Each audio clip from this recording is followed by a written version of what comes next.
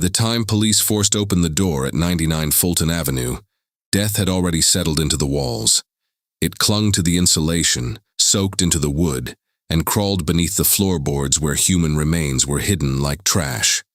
The house wasn't abandoned. The lights worked, the television was on, and a family lived upstairs. But every room was rotting from the inside out. The odor of decomposition was so powerful that seasoned detectives gagged and stumbled back into the yard for air. Even then, the smell followed them. Neighbors remembered that stench long before bodies were removed, a sickly sweet musk that drifted through open windows and summer nights. Some tried to ignore it. Others called city officials, complaining of garbage stacked too high, insects swarming near the gutters. What they didn't know was that dead women were lying only feet away from the dinner table where the Francois family sat to eat. Beneath the roof, 8 victims were wedged into crawl spaces, shoved into the attic and left in trash piles where rats and insects got to them first. Bones tangled in clothing, duct tape still clung to hair. The silence of their final moments remained trapped inside the confines of the house. The man responsible didn't flee town. He didn't hide the bodies. He hid them in plain sight. Inside the home he shared with his parents and younger sister.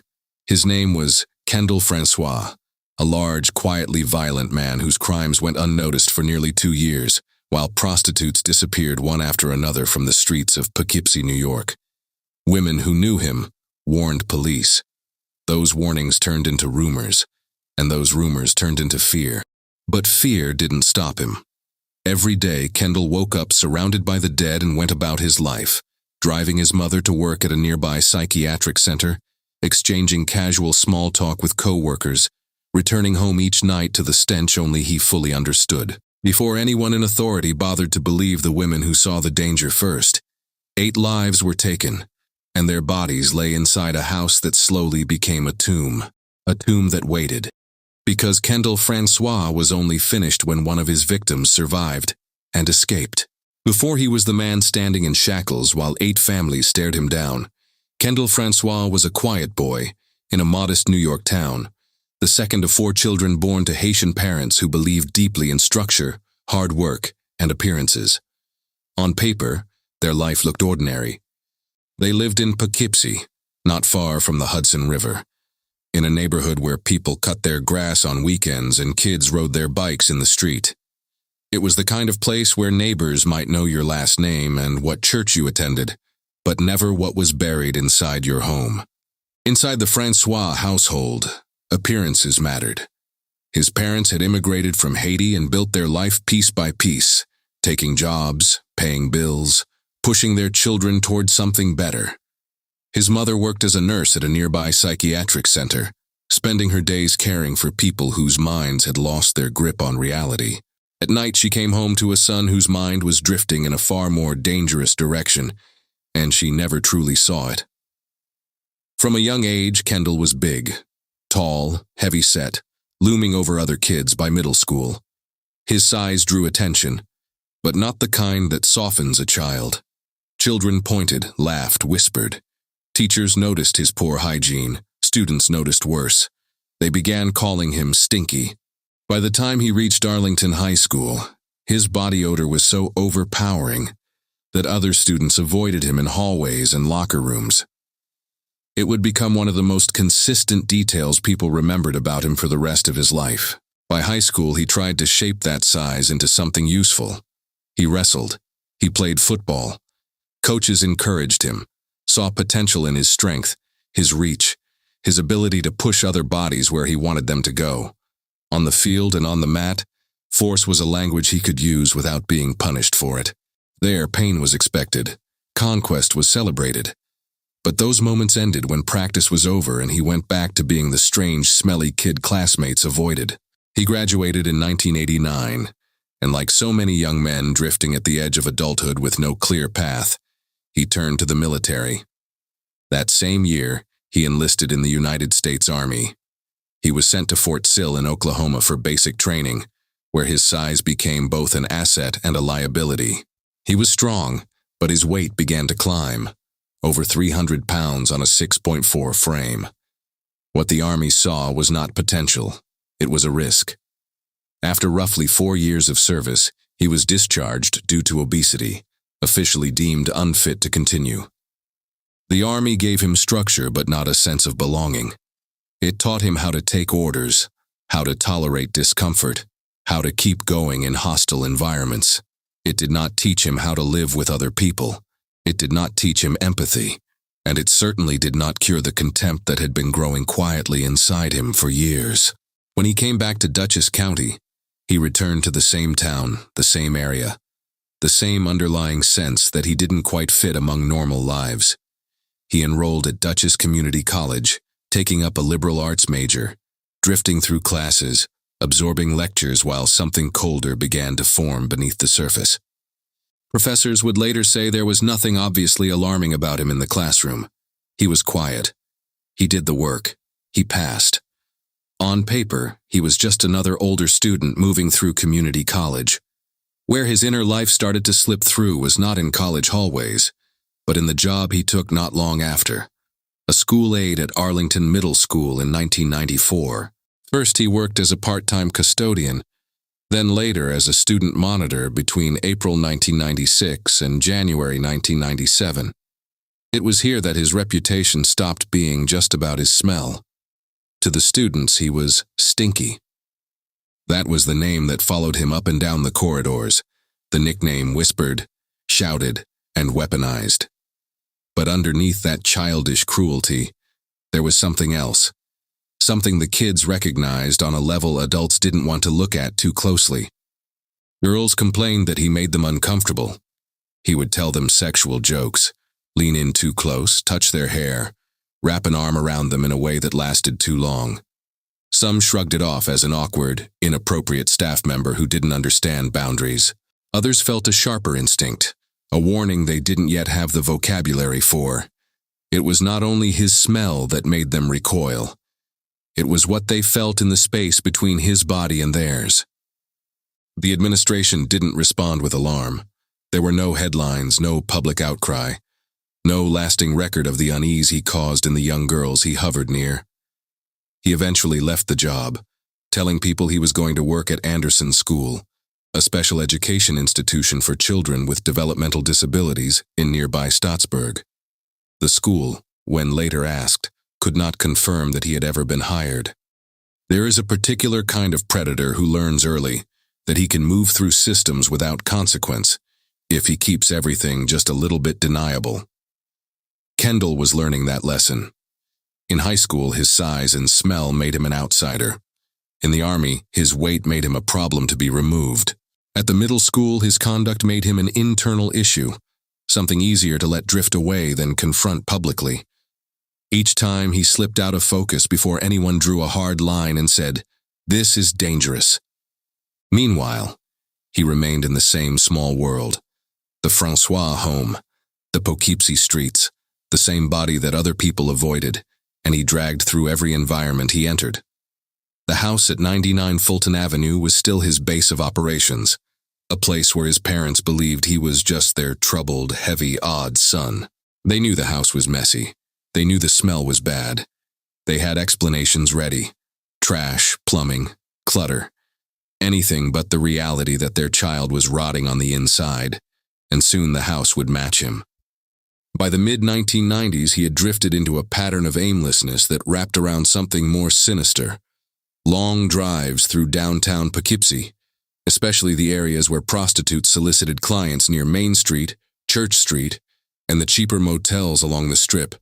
He had money from jobs, from whatever work he picked up, from family support. He had a car. He had size. He had anger. He also had a problem with intimacy. At some point, no one can say exactly when, sex stopped being an attempt to connect and became an arena for control, rage, and experiment. His behavior around the girls at the middle school was an early, smaller echo. Hands on hair, too close. Testing the boundaries between what he could get away with and what people were willing to report. When his employment at the school ended, and his supposed next job never materialized, he didn't rise. He sank.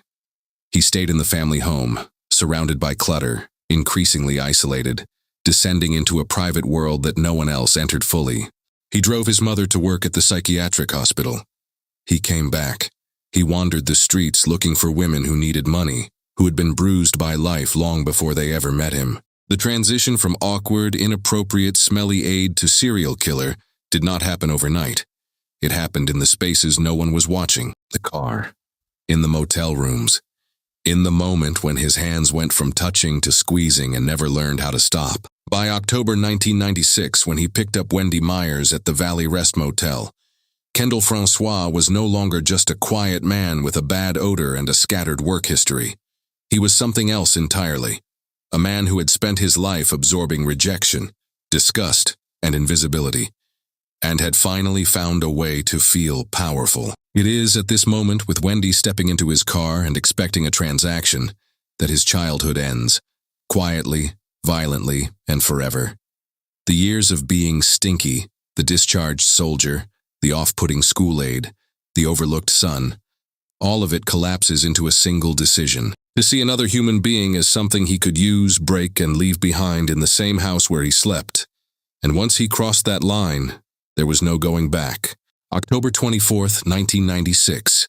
That night, the lights of the Valley Rest Motel flickered in the damp air of downtown Poughkeepsie. It was the kind of place where doors closed quietly, not because people were sleeping, but because no one wanted their presence remembered. Wendy Myers, 30 years old, slight of build, dark hair pulled back from her face, was working the same strip she worked most nights. She was known to police, known to the regulars, and known to danger. Addiction had reshaped her life into short transactions and long disappearances, but she still made calls to her family when she could. Her life was small, but it was still a life. Kendall pulled up in a vehicle that looked ordinary enough, a place for a woman to sit, talk, and get through another night. She recognized him. He wasn't new. His size filled the driver's seat. His smell filled the air. But money was money, and Wendy needed to get through the next 24 hours. So she got in.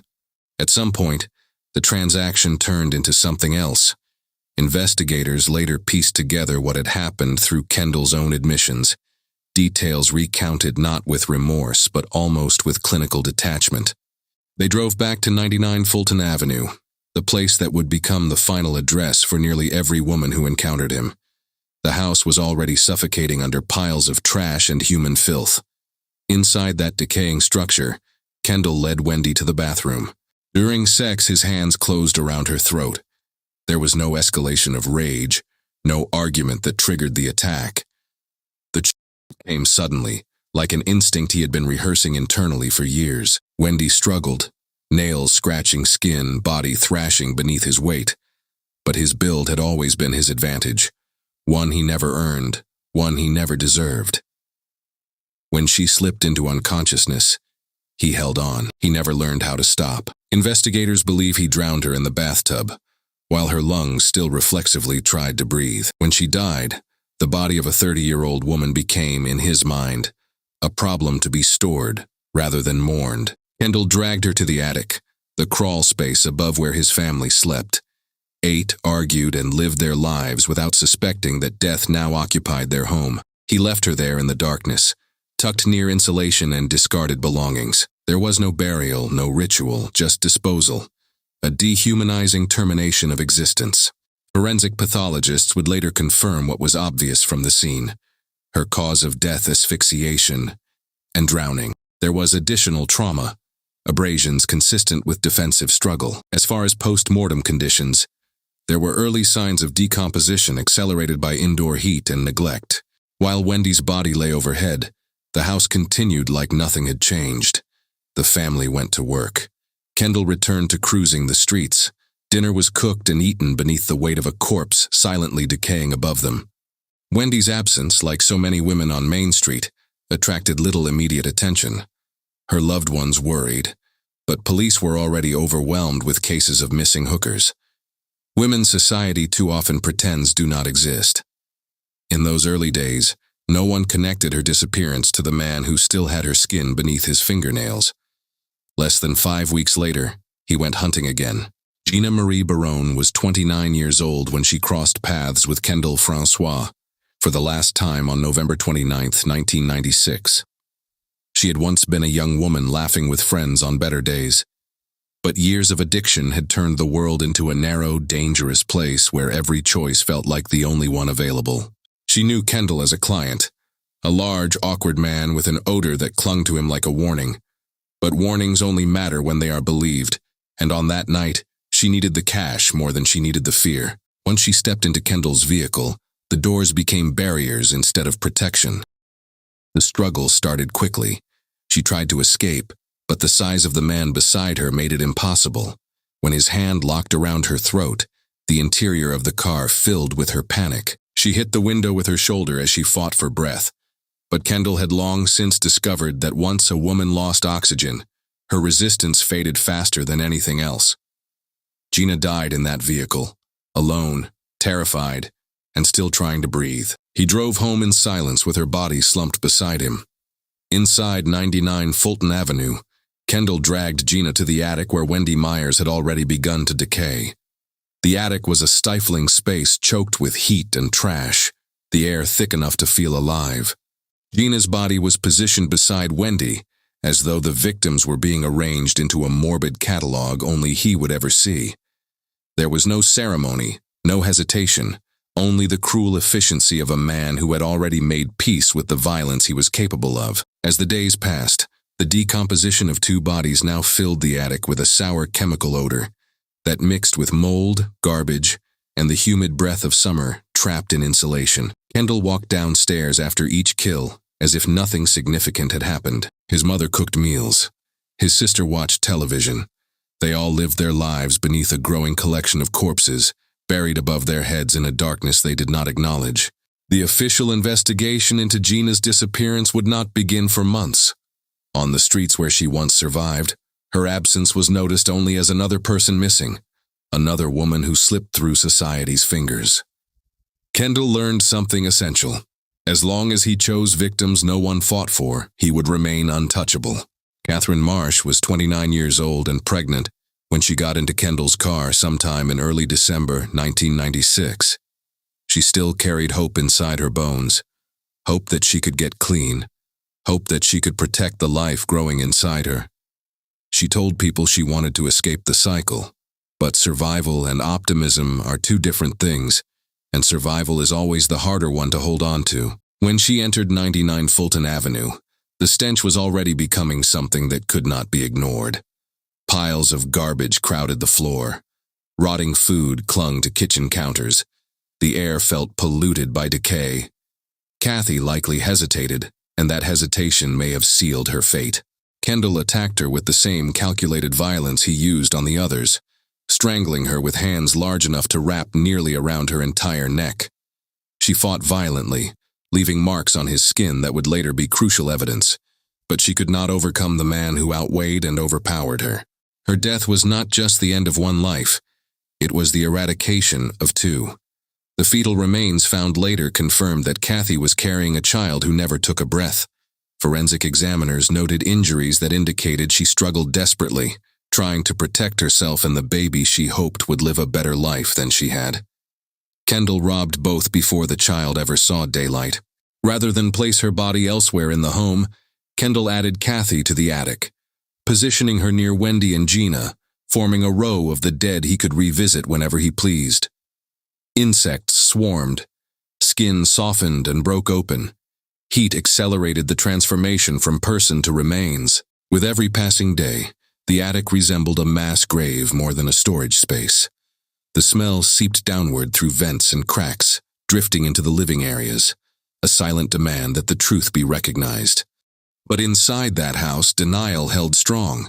The Francois family still ate dinner beneath the weight of death. They complained about the odor. They blamed plumbing, garbage, anything except the unimaginable. Kathy was not reported missing until March 7, 1997. Months after her murder. Months too late for anyone searching to find answers. By then, she was already a skeleton in an attic that was slowly filling with the women Poughkeepsie failed to protect. Kendall did not slow down after killing her. He had crossed another threshold. He realized he could destroy mothers, daughters, and unborn children without the world lifting a finger in response. He had learned he could build a graveyard in his childhood home, and no one would see it, even when they walked directly beneath the bodies. Kathleen Ann Hurley was 47 years old when her life intersected fatally with Kendall Francois in early 1997. She had once lived with routine, work, family, a home not far from the river. Addiction gradually stripped those pieces away, leaving her exposed to the dangers that wait on street corners and motel parking lots in Poughkeepsie. Despite the chaos, there were still people who cared about her well-being. There were still hands that would have reached for hers if they had known how close she was to the end.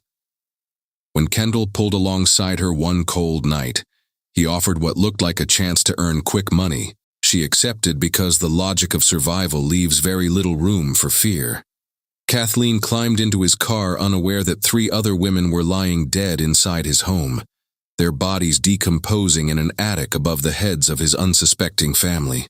She did not know she was stepping into the grip of a man who had already practiced murder, to the point that it no longer felt extraordinary. The inside of 99 Fulton Avenue was darker now, more dangerous than it had been during his first kills. Decomposition had begun to transform the air into something thick and infectious. Kathleen may have gagged at the smell the moment she entered the home, but any hesitation she had would have been dissolved quickly by Kendall's hands seizing her throat. She fought desperately. Autopsy records would later show severe neck trauma, injuries that proved Kathleen resisted with everything she had left. She kicked, clawed, and strained against his weight, but his size crushed every attempt at escape. The moment her airway collapsed and oxygen stopped reaching her brain, she slipped into unconsciousness. He did not release his grip. He held on until her body went slack and the last signs of life were gone. Then he dragged her through hallways that were no longer hallways at all, just narrow tunnels carved into towering piles of garbage, broken furniture, and rotting refuse. Trash had consumed the house as thoroughly as death had consumed it, and it now swallowed Kathleen as well. Unlike the first 3 victims, Kathleen's remains were not placed in the attic. That space was reaching capacity and was already drowning in the odors of 2 seasons of decay. Instead, Kendall shoved her into the deeper interior of the home, an area where walls were stained and floors disappeared under years of hoarded waste. There, her body began to break down in silence. No one filed a missing persons report at that time. The people who loved her hoped she was somewhere trying to get better. The police saw another woman likely drifting through the system. Kathleen's disappearance passed with barely a ripple, just like the 3 before her. She was already gone, physically, legally, completely. Yet no investigation began. No public alerts were issued. No detective traced her last known location to the house where she still lay. Her death was ignored by the world, and Kendall learned once again that the system would not try to stop him. As long as he killed women people looked away from, he would remain invisible. Beneath that roof, 4 women were decaying among the garbage while Kendall continued to eat dinner, sleep in his bed, and walk out onto the street each night in search of the next victim who would not be missed quickly enough. Mary Healy Giacone was 29 years old when she disappeared in the middle of 1997. She had once lived a life that looked completely different from the one she occupied in the months before her death. There had been stability once, a home, a child, a family who cared deeply. Addiction had gradually eroded those foundations until she found herself wandering through Poughkeepsie's most dangerous neighborhoods, looking for the next high and the few dollars she needed to survive. Even as the drugs stripped her life to bare bone, she still had a daughter who waited for her. She still had a mother and a sister who wondered when she would knock on their door again. They never stopped hoping she would choose recovery over the streets. In their eyes, Mary was not disposable. She was someone worth saving. When Mary encountered Kendall Francois, it would have seemed like just another night exchanging survival for risk. She stepped into his car believing she would step out again. She could not have known that 5 months earlier, 2 other women had stepped into that same car and were now rotting above his family's heads. She could not have known that another woman had died in the house only weeks before. She could not have seen the quiet confidence building in Kendall's eyes, the knowledge that he had killed repeatedly, and not a single person with authority had bothered to look for the missing women properly. Inside the house at 99 Fulton Avenue, Mary would have immediately noticed the same suffocating odor that turned other women's stomachs. The air was thick with decomposition, sweat, and human garbage. Every surface around her was buried under piles of refuse. Flies buzzed and landed on any inch of skin they could reach. She might have asked what the smell was. She might have ignored it. People trapped in addiction often saw worse than what they smelled. But underneath any explanation Kendall might have given, there was a separate instinct, an ancient one buried deep in the brain that whispers danger when the air itself seems wrong. Mary tried to fight when Kendall attacked her. The autopsy would later show bruising, deep neck trauma, and injuries consistent with a struggle for life that did not end quickly. She pushed back, she clawed at him, and she tried to get her feet under her, but Kendall's weight pinned her down with crushing certainty. Her lungs tightened as he cut off her air supply. At some point, those deep instinctual survival responses that push the human body to fight to its last molecule of oxygen were overpowered by a monster who had learned he could squeeze the life out of anyone he wanted. When Mary stopped moving, he finally let go. Kendall dragged her deeper into the house rather than taking her into the attic. That part of the structure had begun to overflow with bodies breaking down in the rising temperatures. Instead, Mary's remains were pushed into another part of the home, where she would vanish into the horde.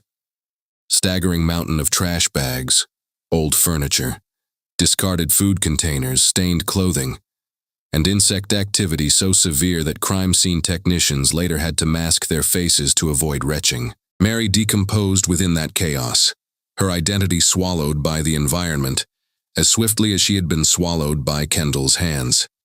Her family filed a missing persons report on November 13, 1997, several months after her murder. By then, there was no trail left, nothing but unanswered fear and law enforcement indifference. They repeated the same phrase they had heard too many times. She'll come home when she's ready. But Mary was already wasting away under a roof where a television played in the evenings and a mother went to work every morning. She was gone, but her killer still walked the streets freely. They tried to describe the man: large, foul-smelling, prone to violence. The man with a house that reeked of death even when the doors were shut. But there was still no body, still no proof, and still no urgency. The warnings continued to build, but no one with power connected the dots. The community of hookers along Main Street felt the shift Mary's disappearance created. Women who used to laugh together on corner blocks now whispered that someone was hunting them. They tried to warn the police. Mary's death underscored the same dark truth that protected Kendall again and again. If society sees a woman as worthless, her killer becomes invisible. Sandra Jean French was 51 years old when she vanished in June of 1998. She had lived through enough heartbreak to fill several lifetimes, but she still called her sister, still checked in, still fought to keep a thin thread connecting her to the world she used to belong to. When she did not reach out for more than a day or two, her family grew worried immediately. Her sister called the police not out of habit, but out of genuine fear. She pleaded with the dispatcher to treat the disappearance seriously, begging that her sister not be dismissed as just another drug addict who had wandered off. This time, someone noticed quickly that something was wrong. Within days, police found Sandra's car abandoned only 3 blocks from the Francois residence. A vehicle left so close to 99 Fulton Avenue should have been the brightest warning sign yet. It was a physical clue placed almost deliberately near the predator's home. A breadcrumb that should have led officers to the front door of the house, where 5 women were already decomposing. The family waited, sick with dread, as police knocked on motel doors and walked alleys, but they never thought to search the place where Sandra's killer lived, ate, and slept. When Kendall applied fatal neck compressions on Sandra inside that hoarder's labyrinth of garbage, rotting food, and decaying flesh, he faced a problem the attic could no longer solve. The bodies stored above had begun to break down rapidly as summer heat poured through the roof. The smell had thickened to an unignorable presence, crawling through ventilation, saturating the drywall, and seeping out into the neighborhood. Kendall dragged Sandra's body into one of the deeper interior spaces of the home, choosing a location where it would sink into the surrounding debris. Her final resting place was among collapsed furniture, mountains of trash, and insects feeding on the layers of decomposition already present. The home had fully transformed into a mausoleum that the living refused to acknowledge. As weeks passed without a trace of Sandra, The street community grew terrified. Women whispered warnings in the dark, telling each other to avoid the large man with dead eyes and a smell that lingered long after he walked away. They had complained to Detective Bill Segrist before, explaining that this same man became violent during intercourse and enjoyed choking them.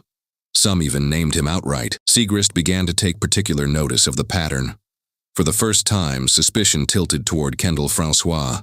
Despite that shift in focus, no one acted quickly enough. Sandra French's family waited for answers, while Kendall returned to his routine, driving his mother to work and cruising the same streets at night. He knew that he had killed another woman who mattered deeply to the people who loved her, and he knew that no one could yet prove it.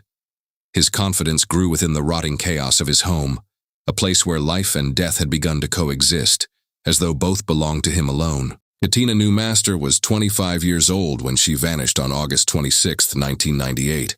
She was a slight woman with brown hair and a nervous smile that flickered only when she felt safe, which was increasingly rare in her final months. She had come to Poughkeepsie searching for stability, but found herself caught in the same cycle that had consumed the lives of so many other vulnerable women on the streets. Despite the chaos surrounding her, she still had friends who noticed when she did not appear for a night or two. Katina was the kind of person people remembered, even when life had taken everything else from her. When she met Kendall on the street that night, she saw what others saw, a large man who made people uneasy without trying. His odor clung to him like a warning, and many workers knew to walk the other way when they saw him trolling Main Street. But desperation is relentless. She stepped into his car believing there would be another night after this one.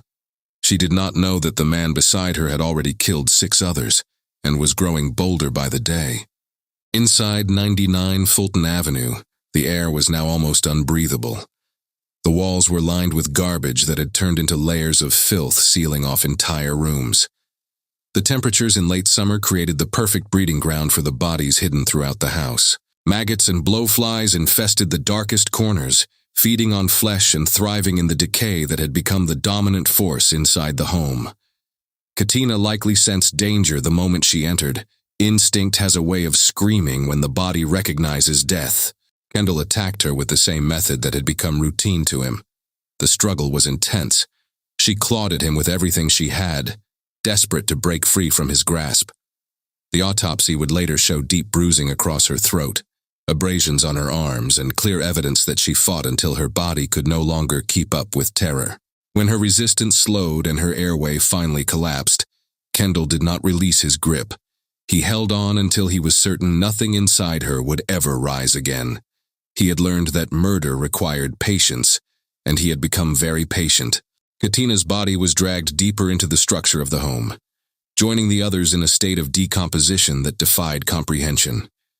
She melted into the environment of rot, becoming part of a house that had transformed into a graveyard, while its occupants pretended they did not notice. The smell did not just linger. It poured out from open windows when summer heat forced the air to move. Neighbors complained. The family insisted it was trash, plumbing, anything but human remains filling their home. What happened next set everything in motion. Katina's disappearance was reported immediately. Detectives were already canvassing the area, handing out flyers about missing women, trying to generate leads. They were not yet thinking about Kendall, but his margin for safety was narrowing fast. He did not know it yet, but Katina would be the last woman he killed before his world collapsed. The streets noticed her absence. The women who walked those corners felt the change. Fear finally became louder than denial, and now the police were looking. Kendall did not stop killing because he lost the desire. He stopped because someone escaped. Audrey Ann Pugliese was 34 years old when she entered Kendall Francois's orbit, sometime in the summer of 1998. Unlike most of the other victims, her family did not immediately report her missing. Life had already pushed her into isolation, where phone calls were sporadic and visits home were rare. Addiction had rewritten her identity into something society did not hurry to protect. Audrey moved between couches, shelters, and street corners, surviving day to day as long as she kept moving. That lack of stability, that absence of immediate alarm, would ensure her death remained invisible until everything else came crashing down. When she encountered Kendall, she likely recognized him. He was a familiar threat in a place where threats blended together. The women on the street warned one another about the large man with the nauseating smell and a tendency toward violence during tricks. Audrey may have ignored the warnings or thought she could handle him. She had survived so much already. The danger did not frighten her as much as the fear of withdrawal, of hunger, of having no place to go at all. Kendall offered money and a ride. She accepted. Inside 99 Fulton Avenue, the attic had grown too hazardous even for the killer who created that tomb. The deeper parts of the home were turning into burial chambers where flesh softened, slumped, and melted into whatever surface it lay upon. Audrey would have stood in the doorway and seen only darkness. She would have smelled something so vile that her instincts must have screamed at her to turn around. Before she could escape those instincts, his hands were already around her neck. There is no gentle way to describe what happened next. Audrey fought for her life inside a house built from filth and death. She thrashed against his size, but the struggle only excited him. This was power he couldn't find anywhere else. When the fight slowed and oxygen left her system, she fell unconscious. Kendall continued until he was certain she would never breathe again. Then, like the murderer he had become through practice and repetition, he dragged her through the debris until he found another crevice within the house to consume her. Audrey's body remained hidden in that structure for just over a week before everything unraveled. During the raid on his home, forensic investigators would discover her body before they even realized they were dealing with a serial killer. She was a grim confirmation, the eighth woman who had been killed, stored, and left to rot inside the Francois home. The fact that she had not been reported missing underscored just how many women could have vanished without the world lifting a finger in response. The presence of Audrey's remains confronted law enforcement with a terrible truth. They had only known about 7 missing women. There were actually 8, and it wasn't at all clear whether that was the real number or just the number they had finally found. Her death proved what the house had been screaming for months. Something monstrous was happening in the heart of Poughkeepsie, and no one in power had listened until it was nearly too late. On September 1st, 1998, a woman named Christine Sala stepped into Kendall Francois' car without realizing she had just become the next intended dead woman in a house already drowning under the weight of 8 corpses. She was a local drug user, vulnerable, desperate, and alone. Everything Kendall preyed upon. Like the others, she had heard the warnings whispered across Main Street. But warnings don't keep the cold away at night. Warnings don't pay for another hit.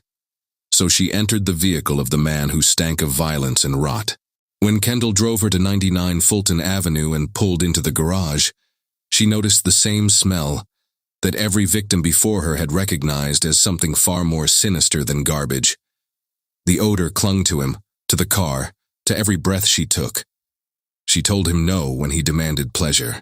That refusal triggered the exact response she feared: violence. He punched her full force in the face, enough to blur her vision and rattle her bones.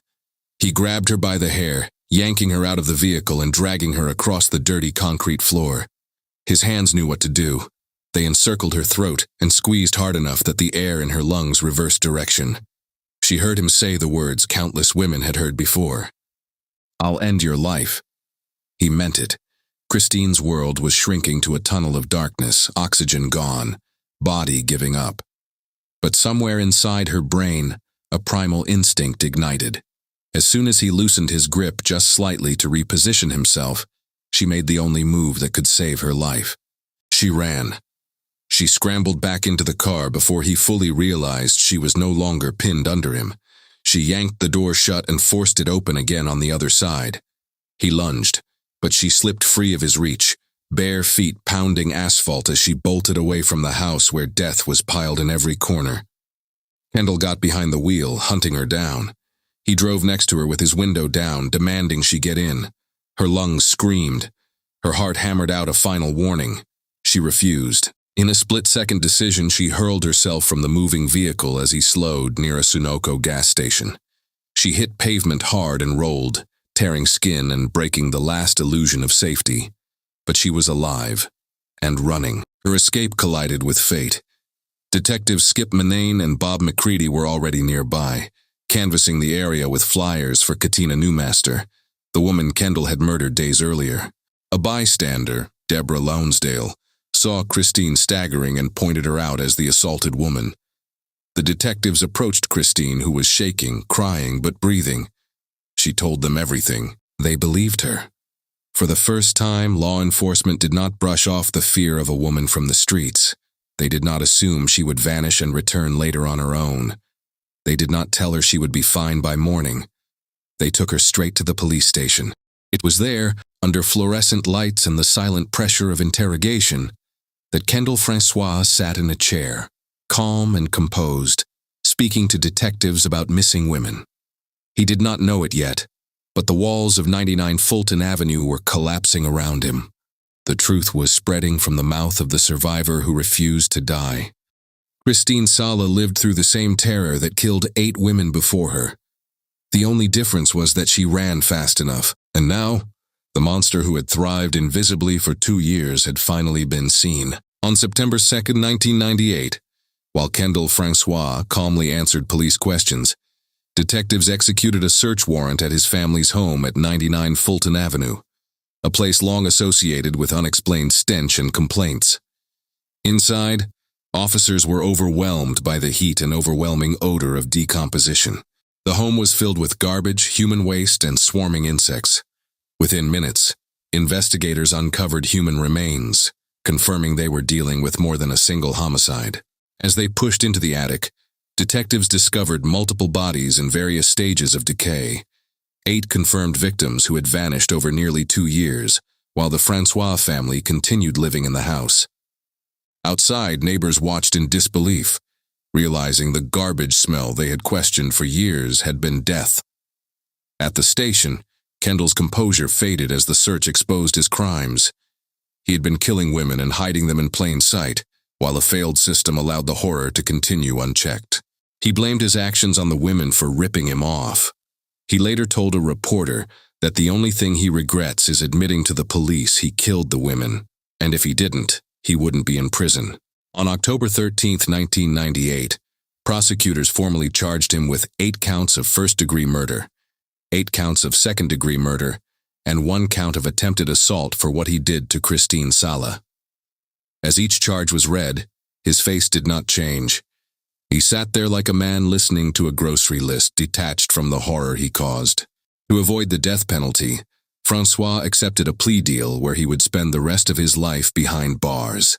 Kendall Francois entered Attica Correctional Facility in 2000.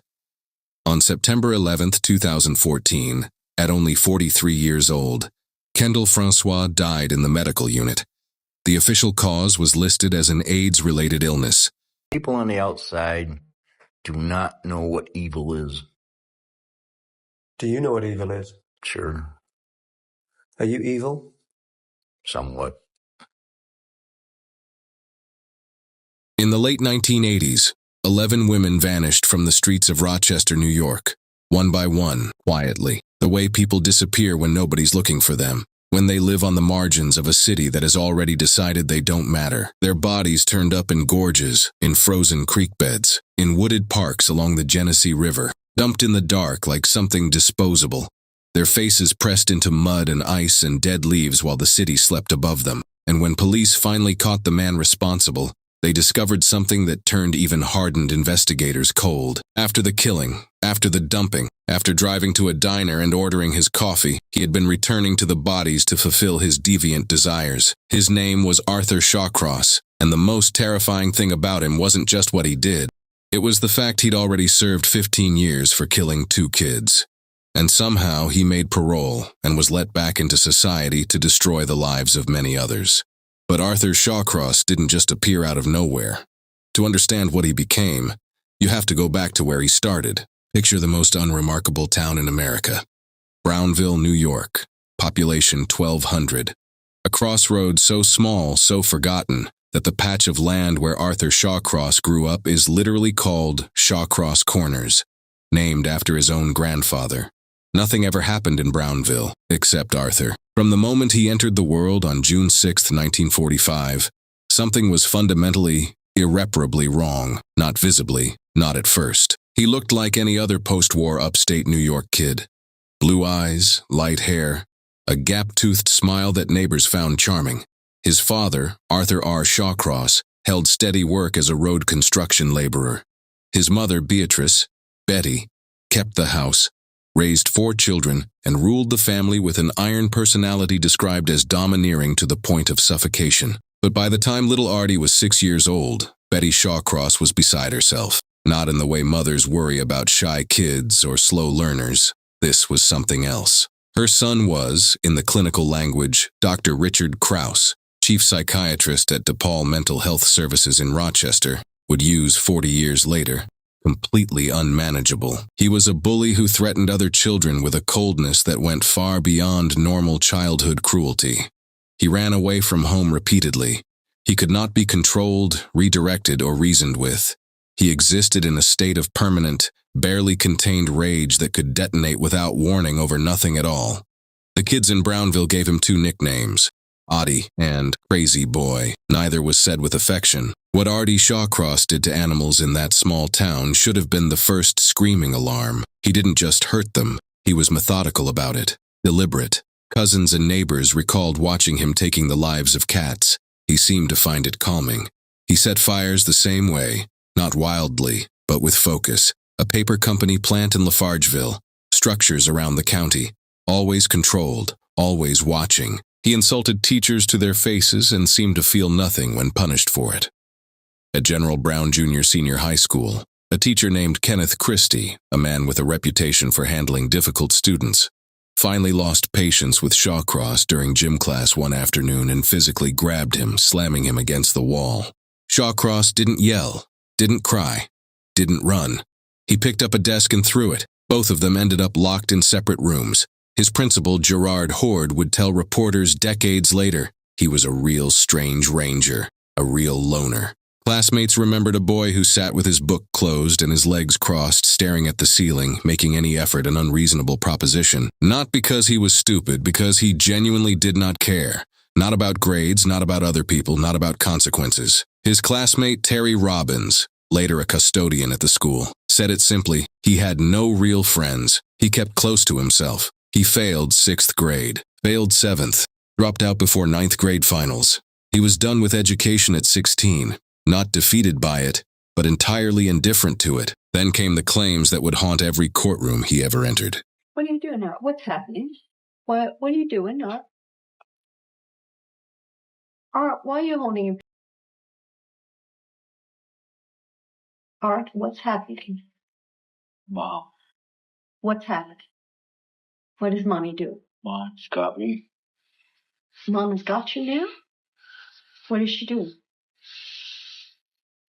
Playing with me. Okay, and what's happening?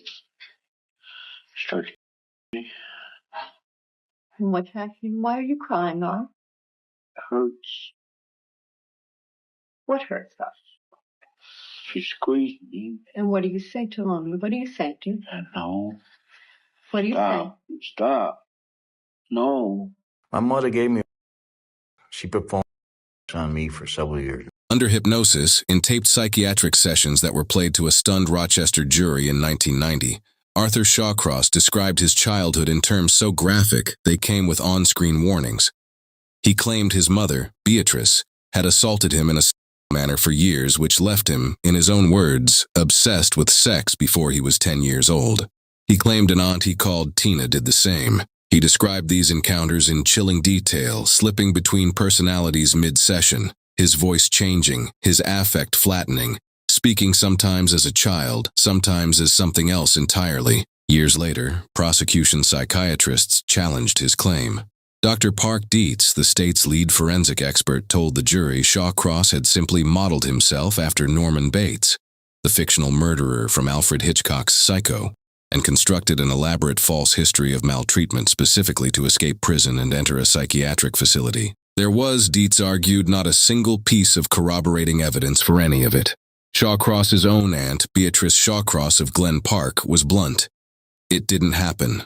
As far as his mom and dad are concerned, he was treated no different than the rest of the children. But here is what nobody disputed. Something happened to Arthur Shawcross in Brownville. Something that by the time he was a teenager had made him a thief, a fire setter, an animal torturer, a violent loner with no emotional connections and no ability to tolerate frustration of any kind. Something that psychiatrist after psychiatrist, including those working for the prosecution, agreed had left him with what one called a complete inability to control his impulses, especially in situations that reminded him of his childhood. By 19, he was married to a woman named Penny Sherbino, a sharp, vivacious girl from Watertown who would later tell author Jack Olson that from the very beginning, she sensed something she couldn't name. Something off. He was kind on the surface, almost too kind, bringing gifts for her children, roughhousing with neighborhood kids with an enthusiasm that made her quietly uncomfortable. She noticed he seemed to have an unusual pull toward young children. She noticed he sometimes came home from fishing without smelling like fish. She noticed, she didn't ask. In April 1967, at age 21, Shawcross was drafted into the United States Army. At this time, he divorced his first wife and gave up his rights to their 18-month-old son, whom he never saw again. He served one tour of duty with the 4th Supply and Transport Company of the 4th Infantry Division in Vietnam. He later boasted of grotesque combat exploits, such as beheading Mamasans and nailing their heads to trees as a warning to the Viet Cong and engaging in camp. In reality, he never served in a combat position. Arthur Shawcross came back from Vietnam in 1968 a different kind of wrong. He had always been volatile, always been disconnected. But the man who stepped off that plane and back into the frozen geography of Jefferson County, New York, had something new behind his eyes. A flatness, a patience, like something that had been waiting to happen had finally decided it was time to start happening. His second marriage was disintegrating. He was sexually impotent, a fact that consumed him with rage and shame he couldn't process and couldn't discuss. He would later admit openly, with a disturbing lack of embarrassment, "I had a problem. A problem that I couldn't keep an erection, couldn't have an orgasm. My wife knew about it. I went out with a lot of women in that area over the last few years. I went out with at least 85 to 100 or more women. I was trying to find out why I was impotent." Something like that. 85 to 100 women. He said it like a man reporting his fishing statistics. His solution to the impotence wasn't therapy. It wasn't conversation with his wife. It was hookers. And when those encounters failed, when his body refused to cooperate, when a woman laughed or commented or simply reacted in the wrong way, something in Arthur Shawcross shifted from humiliation into something far more dangerous. He was also stealing, constantly, compulsively. Burglary convictions in 1969 sent him to Attica State Prison for 2 years. He was released in October 1971. Within months, he was arrested again, this time for arson at a paper company plant in Lafargeville, setting fires with the same methodical calm he had displayed as a child in Brownville. The Jefferson County Court sent him to Attica a second time on a 3-year burglary sentence. He served 2 years, paroled in October 1971, placed on probation in Watertown, back on the streets, back on his bicycle, back at the dump, and back around the children.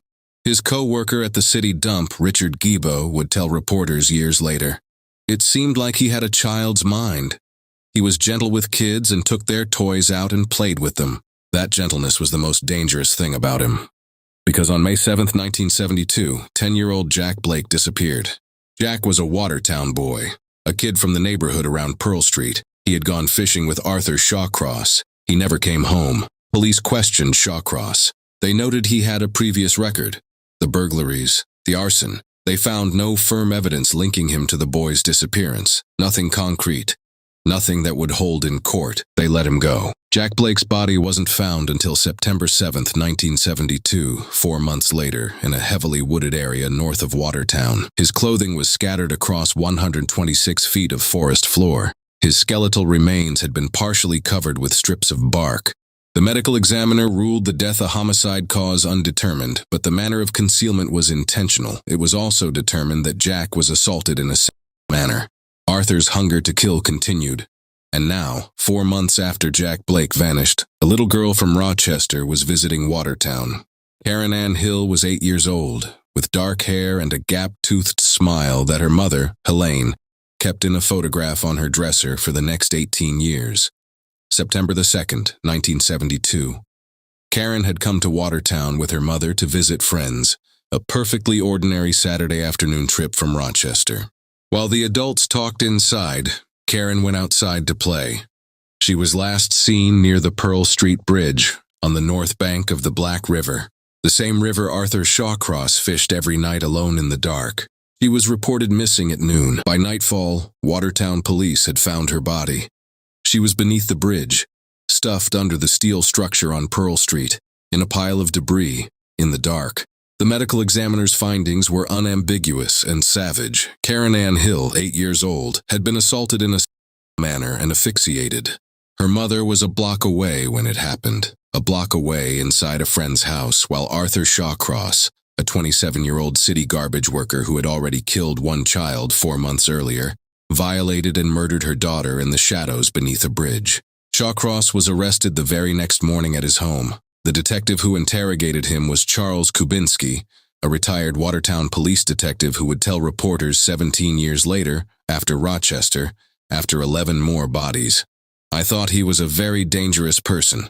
He was not mentally disturbed. He knew what he was doing. Kubinski knew. But the system had other ideas. The Jefferson County District Attorney William J. McCluskey faced a problem. His direct evidence linking Shawcross to Karen Hill's death was solid, but his evidence on Jack Blake was circumstantial. There was no cause of death confirmed, no forensic connection that would survive a trial, so McCluskey made a deal.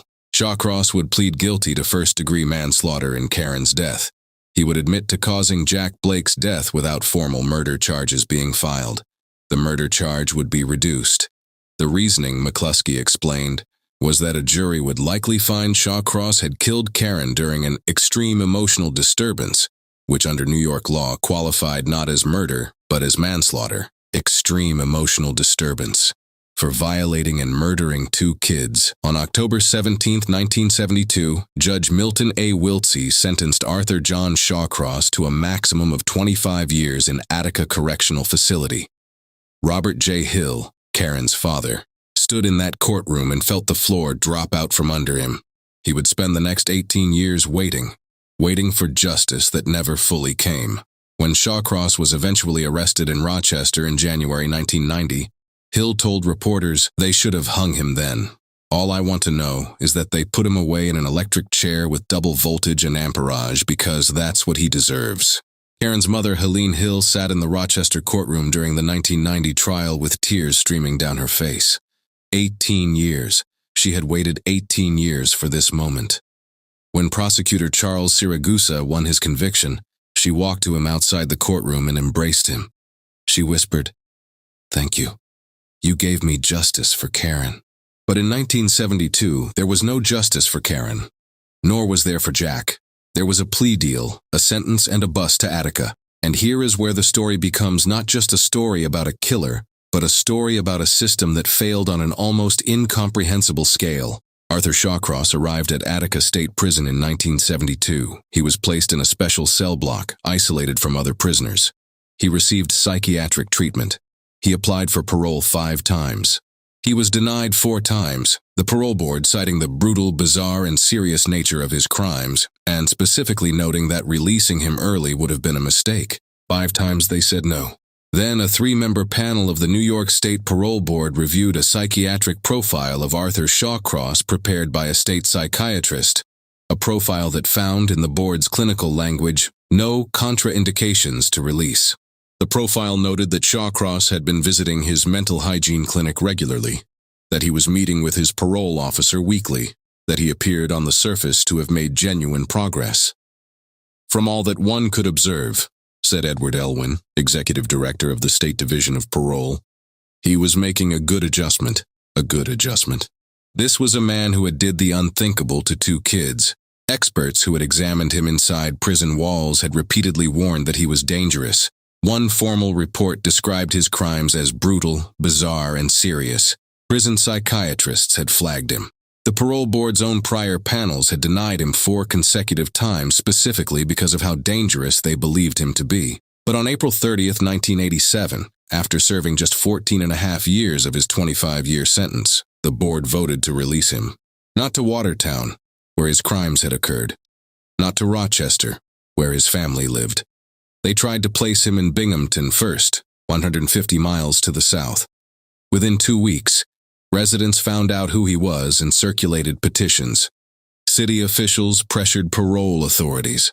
Shawcross and his companion, Rosemarie Wally, were evicted from their apartment and driven out of town. They tried Delhi next, near the Pennsylvania border. Shawcross had barely unpacked before residents discovered his identity. Delhi Police Chief Frank Harmer told reporters, "I feel that if the people hadn't stood up and showed their displeasure with the system, then we'd have had the problem Rochester did. We dodged a bullet. Delhi drove him out too. So quietly, without notifying the victims' families, without alerting local police, without public announcement of any kind, New York State parole officials moved Arthur Shawcross to Rochester, a city of 240,000 people, a city with a thriving street prostitution scene along Lake Avenue and Lyle Avenue, a city where nobody knew his face or his name or what he had done to Karen Ann Hill and Jack Blake in Watertown 15 years earlier. And on a Friday night in February 1988, 9 months after his release, he'd kill again. Dorothy Blackburn lived at 282 Michigan Street in Rochester. She was 27 years old.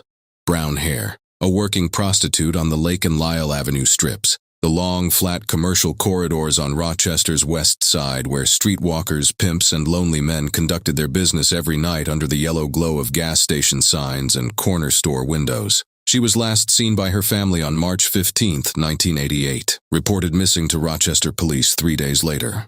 On March 24, 1988, 2 park employees checking a bridge at Northampton Park in the town of Sweden, a wooded Monroe County park along Salmon Creek, looked down from the bridge railing and saw something in the water below. They weren't sure at first if it was real. They pulled it to shore and waited for deputies.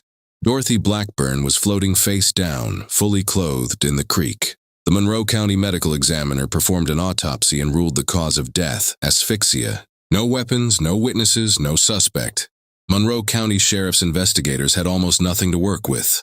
Criminal Investigation Division Commander told reporters plainly, "We don't have a very substantial lead to go on. We're probing all the possible leads right now. There aren't many." They were right about that. What they didn't know, what nobody in Rochester knew, was that a paroled child killer named Arthur Shawcross had just moved into their city 9 months earlier. What they didn't know was that he had picked Dorothy Blackburn up on a Friday night, driven her somewhere in his car, and when something went wrong, he had wrapped his hands around her throat. His letter to psychiatrist Dr. David Barry, written in February 1990, 1 month after his arrest, Shawcross described killing Dorothy Blackburn in methodical, almost journalistic detail. He said he killed her one Friday night in February 1988 because she bit him during sex and then called him queer. He said he pulled her toward him, then whispered in her ear that she was going to die. Then he choked her, he wrote, for a good 10 minutes. 10 minutes.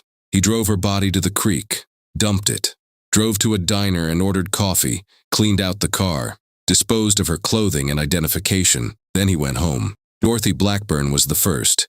She was also, Shawcross later told investigators, the one that surprised him most.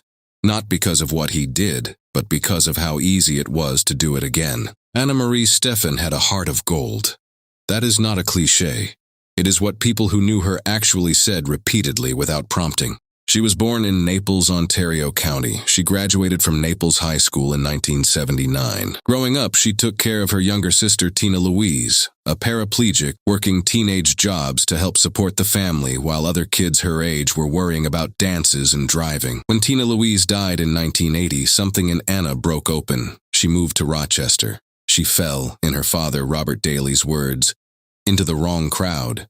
She started using cocaine. She sometimes worked as a waitress. She sometimes worked the streets. She had a husband and 2 children, a 3-year-old daughter living with a relative in Holly, Orleans County, and a 9-year-old son living with her ex-husband, Stephen Stephan. The last confirmed sighting of Anna Marie Stephan was July 8, 1988. She was 8 months pregnant and weighed approximately 95 pounds. She was arrested that day for prostitution, taken to St. Mary's Hospital when she experienced false labor pains, and released. She left the hospital with a man, nobody knows who. Her skeletal remains were found on September 11, 1988, 2 months later, under shrubbery along the rim of the Genesee River Gorge, just south of the Driving Park Avenue Bridge. A man searching for aluminum cans along the gorge discovered the bones and called police. Police had no idea who she was. A forensic anthropologist from Syracuse University reconstructed a clay face around the skull. A wig was added. plastic eyes. The photographs were televised on Rochester newscasts. A man named Robert Daly, 50, of Albion was watching the news. He recognized his daughter. Dental records confirmed it. Anna Stephan was wearing Calvin Klein jeans when she died, not maternity clothes. The family never learned whether the baby was born. The fate of the child, as one newspaper reported with devastating plainness, could not be determined. Nobody was looking for a serial killer yet. They were just looking for a cause of death. They couldn't find one. Dorothy Keeler was different from every other victim Arthur Shawcross claimed. She was 59 years old. She lived alone. She was not a prostitute. She was not a drug user. She was a woman who walked a lot, miles every day through Rochester's parks and neighborhoods. And she had the terrible misfortune of crossing paths with Arthur Shawcross on one of those walks. Her skeletal remains were found on October 21, 1989, on a small island in the Genesee River. Not in the gorge, not in a creek bed, but on an island. She had been missing since the previous year. Her bones were found by a man who was out walking his dog on Thanksgiving morning. Shawcross later advised detectives he had been having an affair with Dorothy Keeler. She often visited his house on Alexander Street, stayed over a few times, and began stealing money and items from him. When he confronted her, she threatened to tell his wife, Rose. He shrugged it off with, "All right." One day, while heading to Driving Park to fish, Shawcross met Dorothy on the road to the mill. She joined him, and instead of fishing, they had sex in the park. Afterward, they ate lunch and talked. Dorothy again said she was going to tell Rose about the affair. At that moment, Shawcross picked up a stick, struck her in the side of the head with a log, and believed it broke her neck. He then picked up her body, laid it in the brush, and left her there. Patricia Ives was 25 years old and had 4 children. She had a cocaine habit that had pushed her onto Rochester's streets. She also kept a journal, a private, handwritten record of her thoughts, her fears, her daily life. After she disappeared, her mother found a journal entry written in September 1989. It was addressed directly to the killer, whoever he was. She had been reading about the Rochester murders in the newspaper. She wrote about the danger she felt on those streets every night. She wrote about being alone, about no one being able to help her. "Did she ever see you before that fatal day?" her mother wrote in a letter to the Rochester Democrat and Chronicle. It was a question aimed at the killer. It was printed. It is not known whether Shawcross read it. Patricia Ives's body was found October 27, 1989, near the gorge behind the Maplewood YMCA on Driving Park Avenue.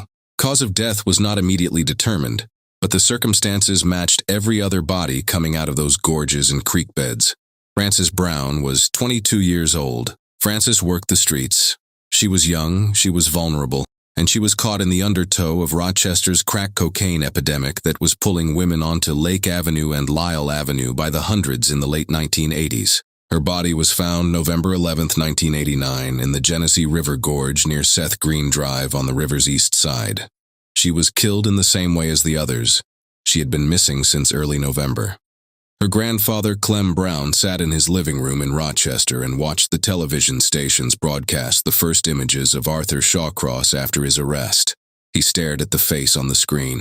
"An eye for an eye," he said. June Stotts was 29 years old. Her body was found November 23, 1989, in the Genesee River Gorge at Turning Point Park in Charlotte, near the river's mouth at Lake Ontario. In his letter to Dr. David Barry, Shawcross referred to June Stotts by a number. She was, he wrote, number 6. By the time he killed her, he had stopped counting the way a person counts. He was numbering them the way someone numbers items on a list. A man who had been walking his dog along the gorge that morning had found her. She died by asphyxiation. Elizabeth Gibson's body was found November 27, 1989, in a wooded area off Berg Road in the town of Ontario, Wayne County. She had been dead approximately 12 hours when found by fatal neck compressions or suffocated. Her clothes were found in Webster shortly after her body was discovered. Later on, when Shawcross was arrested, police found Gibson's jacket on a hill in Irondequoit Bay, just below the Irondequoit Bay Bridge. Elizabeth Gibson's death triggered a Wayne County grand jury indictment against Shawcross, the first formal legal proceeding outside Monroe County. The grand jury handed up a sealed indictment charging him with her murder while he was still facing the Monroe County charges. Felicia Stevens was 20 years old, the youngest of the Rochester victims. Her body was found January 4th, 1990, near Northampton Park. One day after Shawcross was spotted on that bridge. One day after the helicopter found June Cicero's body in the creek below. Police were still processing that scene when they found Felicia, cause of death asphyxiation. The next day, Darlene Trippi was found in a small creek along Redmond Road in the town of Clarkson, Monroe County. Her partially nude body had been dumped there. She was choked to death. Darlene Trippi had been one of Rochester's street women, caught in the same current of prostitution and drugs that had claimed so many of the other victims. She was described by those who knew her as someone trying to survive impossible circumstances. She was found because Shawcross told police where to look. Maria Welch was 22 years old. She had been missing since November 6, 1989. Her body was found January 5, 1990, the same day as Darlene Trippi, in a wooded area off Island Cottage Road in the town of Greece, Monroe County.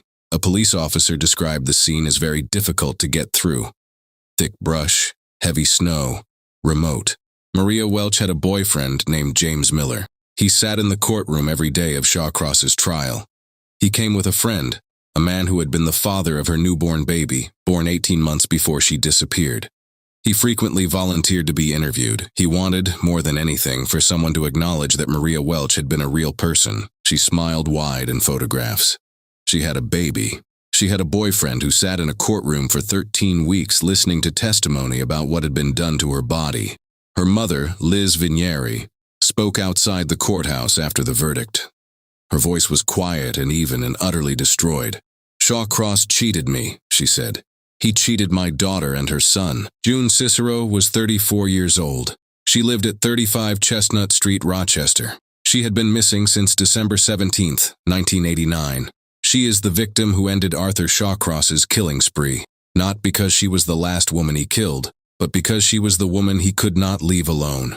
After he killed June Cicero and dumped her body in the creek beneath a viaduct in Northampton Park, the same creek, where Dorothy Blackburn had been found nearly 2 years earlier, Shawcross came back. He came back multiple times over the following days. He parked on the bridge above her. He sat in his car in the cold January air and watched the water. Police investigator Lieutenant Emerson of the state police told reporters he believed Shawcross returned because he derived some type of satisfaction from the murder, and it's very possible that they go back and look at the results.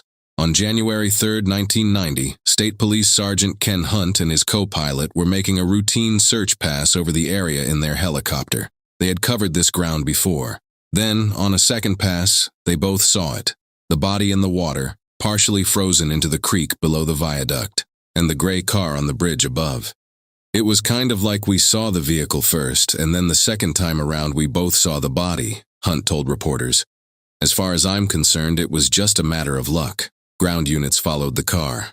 Arthur Shawcross led them to a nearby nursing home, where he was with his girlfriend Claire Neal. State police enter quietly. They find Arthur Shawcross in the cafeteria. He is eating lunch. He looks up when the officers approach. He does not run. He does not panic. He does not do anything that a guilty man might be expected to do. He sits with his food in front of him and regards the uniformed officers with the flat, patient eyes of a man who has been waiting for this moment. Not with dread, but with something closer to relief. He agrees to come with them for questioning. They drive him to the nursing home's administrative offices. 5 homicide investigators from Rochester Police Department sit down across from him. Among them is Rochester Police Chief Gordon Ehrlicher and investigators who have been working the serial murder case for nearly 2 years. The interrogation room was dim and stale, the air thick with the weight of unspoken horrors. Arthur J. Shawcross sat heavily in his chair, his voice a low, emotionless drone, as the detective slid one photograph after another across the scarred table. What Arthur Shawcross said in that room, and how he said it, is the thing that stayed with the investigators who were there for the rest of their lives. Not because he was monstrous in the way people expect monsters to be. Not because he raged or threatened or broke down, but because he was so completely, utterly, disturbingly calm. Because he spoke about 11 dead women the way a mechanic talks about cars he has worked on. With detail, with accuracy, with a kind of professional familiarity that made the seasoned homicide detectives sitting across from him go quiet in ways they had never gone quiet before. He told investigators where bodies were. He described methods. He described locations with a geographic precision that could only come from someone who had been there, who had stood in those gorges and creek beds and wooded parks in the dark and made deliberate decisions about where to leave what he had done. But the full, unfiltered picture of what was inside Arthur Shawcross's mind didn't emerge from the police interrogation room. It emerged from a letter. In February 1990, 1 month after his arrest, sitting in the Monroe County Jail, Shawcross picked up a pen and wrote a 37-page handwritten letter to Dr. David Barry, the first psychiatrist hired by his defense team. The letter was neatly printed. It was filled with misspellings. It was one of the most disturbing documents in the history of American criminal confession. He called himself a lost soul. He wrote, "I should be castrated or have an electrode placed in my head to stop my stupidness or whatever. I just a lost soul looking for release of my madness. Please, God, let someone help me." And then, in the same letter, he described in precise sequential detail how he had murdered 11 women. He described their final moments. He described what he did to their bodies. He described driving away afterward. He described stopping for coffee. Every time, after almost every murder, he stopped for coffee. Shawcross was booked in the county jail and charged with 11 counts of murder. October 1st, 1990, Monroe County Court, Rochester, New York. The trial of Arthur John Shawcross began on a Tuesday morning and would last 13 weeks, becoming the longest and most heavily covered criminal trial in Monroe County history. Outside, satellite trucks lined the streets. Inside, the courtroom was packed daily with victims' families, reporters, lawyers, and Rochester residents who had spent 2 years living in fear of the man now sitting at the defense table in a button-down shirt, looking, as one observer noted, like somebody's unremarkable uncle. He sat mostly silent. Occasionally, he glanced at the jury. Sometimes he laughed softly at things his lawyers said. He showed no remorse, no fear, and almost no emotion at all. The central issue was not whether Shawcross had killed 11 Rochester women. He never denied it. The issue was his mind. The prosecution, led by First Assistant District Attorney Charles Siragusa, argued that Shawcross was legally sane. They described him as a calculating predator who studied psychology, famous cases, and even the character Norman Bates from Psycho, constructing an elaborate insanity narrative to avoid prison. Both sides brought in psychiatrists. Both presented experts. Both showed the jury videotaped hypnosis sessions with Dr. Dorothy Otno Lewis. For 13 weeks, Courtroom 206 heard testimony described as horrifying, confusing, and at times surreal. The defense, led by David A. Morante and Thomas Cacuzzi, argued the opposite. They claimed Shawcross suffered from post-traumatic stress, dissociative episodes, multiple personalities, and organic brain damage severe enough to make him incapable of controlling himself. Siragusa was methodical and precise. He came prepared every day, his arguments structured, his cross-examinations mapped out in advance. With 40 murder convictions behind him, this was the biggest case of his career. In closing, he called Shawcross a killer without a conscience, telling the jury he enjoys violence and inflicting pain. Morante took a different approach. Calm and direct, he argued that Shawcross was not evil but broken neurologically and irreparably, and therefore not fully responsible under the law. Then came the defense's key moment. On October 22nd, 11 days into the trial, they introduced MRI scans showing abnormalities in Shawcross's brain. There was loss of substance in the right temporal lobe, a possible cyst, and damage to the limbic region associated with primal behavior. 2 neurologists testified. Dr. Ralph Josephowicz confirmed the abnormalities. Dr. Eric Kane described them as scarring consistent with tissue loss. Both admitted they could not say the damage caused the killings. Prosecution experts countered that similar findings appear in millions of people who never commit violent acts. Then came Dr. Dorothy Lewis. A psychiatrist with national recognition, she had examined violent offenders, including Ted Bundy. After hypnotizing Shawcross multiple times, she concluded he had multiple personality disorder, shaped by trauma and abuse. She described alternate personalities, including a child, a maternal figure named Bessie, and a violent persona tied to cannibalistic imagery. She testified that Shawcross entered dissociative states during the killings. Under cross-examination, her testimony began to unravel. Siragusa showed she had not followed proper hypnosis protocols. He presented evidence that Shawcross had studied psychology and criminal cases in prison, giving him the knowledge to fabricate what she observed. He also pointed out that none of the alleged abuse could be independently verified. Not a single piece. Afterward, jury foreman Robert Edwards said the panel was in total disbelief. There just wasn't the evidence to prove it, he said. All the other evidence disproved it. December 13th, they returned. One by one, the verdicts were read. Guilty. Guilty. Guilty. 10 counts of second-degree murder. Some jurors cried. In the gallery, families held on to each other. Shawcross showed nothing. No reaction. No emotion. As he was led away in handcuffs, he turned to a television crew after they asked if he had anything to say. "Go to hell," he said. February 1st, 1991, Rochester, New York, Monroe County Court, courtroom 206. The same room where 13 weeks of testimony had unraveled the most disturbing criminal mind Western New York had ever produced. Today, Arthur John Shawcross would speak for the first and last time in these proceedings. The courtroom was packed. Every seat was filled. Victims' family members occupied the first 3 rows of the gallery. The same faces that had sat there for 13 weeks. The same controlled endurance, the same hands folded in laps, the same eyes that had watched Shawcross every single day and received nothing back from him. No acknowledgement, no remorse, not a single moment of recognition that the people sitting 15 feet away from him had lost someone irreplaceable. Judge Donald J. Wisner, who had presided over the trial with what reporters consistently described as quiet authority and an almost judicial serenity, looked down from the bench at Arthur Shawcross and gave him the opportunity that the law required. A final chance to speak on his own behalf before sentencing. Shawcross looked up at the judge. No comment at this time. Judge Wisner looked at him for a long moment. Then Wisner spoke. And what he said cut through the courtroom with the precision of a verdict all its own. "For far too long you have held center stage in this community," Wisner told Shawcross directly, "and it is time for all of us to put all of this behind us." Then he sentenced Arthur John Shawcross to 25 years to life in prison on each of the 10 second-degree murder counts. The sentences would run consecutively. 250 years. The longest sentence in the history of New York State. Shawcross was transported from Monroe County Jail to a state correctional facility. He would spend the rest of his life behind bars, never paroled, never released, never again walking through the frozen geography of upstate New York with his fishing rod, his rough hands, his gray rental car, and his capacity for murder that the system had chosen, twice, to believe was manageable.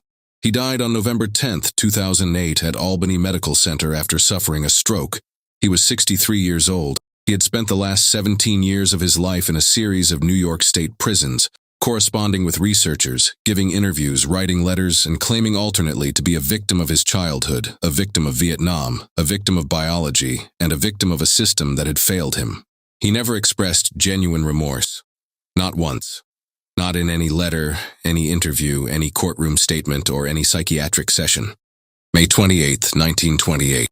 A cramped New York apartment. Too many mouths to feed, too little space to breathe, and in the middle of it all, a mother hoping for a break in the clouds. That break seems to arrive in the form of a knock at the door. When Delia Budd opens it, she finds a frail, elderly man standing in the hallway, smiling as if he's just stepped out of a quieter, gentler world. He introduces himself as Mr. Frank Howard, a farmer from Farmingdale, Long Island.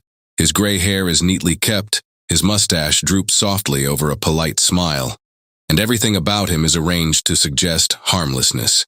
He doesn't push, he doesn't rush, he waits to be welcomed. He explains that he's come about her son, Edward. The day before, he says, he read a classified advertisement in the Sunday New York World. Young man, 18 wishes position in country. The address printed beneath it led him straight here. To Delia, the speed of the response feels almost unbelievable. Jobs don't usually arrive this quickly. Opportunities don't normally knock. Inside the apartment, the reality of their situation hangs in the air. Edward shares the space with 4 younger siblings, all of them packed into rooms too small for comfort. Everyone understands that the family is straining under the weight of numbers and necessity. Edward himself is desperate to step into adulthood, to earn money, to relieve the pressure that presses on all of them daily. A job in the countryside sounds less like employment and more like escape. Believing she may be watching her son's future walk through the doorway, Delia sends her 5-year-old daughter Beatrice to fetch Edward from a nearby friend's apartment. As the little girl passes the visitor, he turns his attention to her with practiced ease. He smiles warmly and tells her she reminds him of his granddaughter, then slips a nickel into her hand as a reward for helping. It's a tiny gesture, but it lands exactly as intended. Friendly, generous, grandfatherly. While Beatrice is gone, Mr. Howard fills the silence with a story designed to reassure.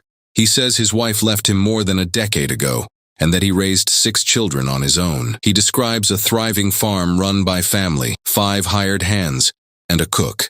He talks about animals, 300 chickens, 6 dairy cows, painting a picture of order, productivity, and stability.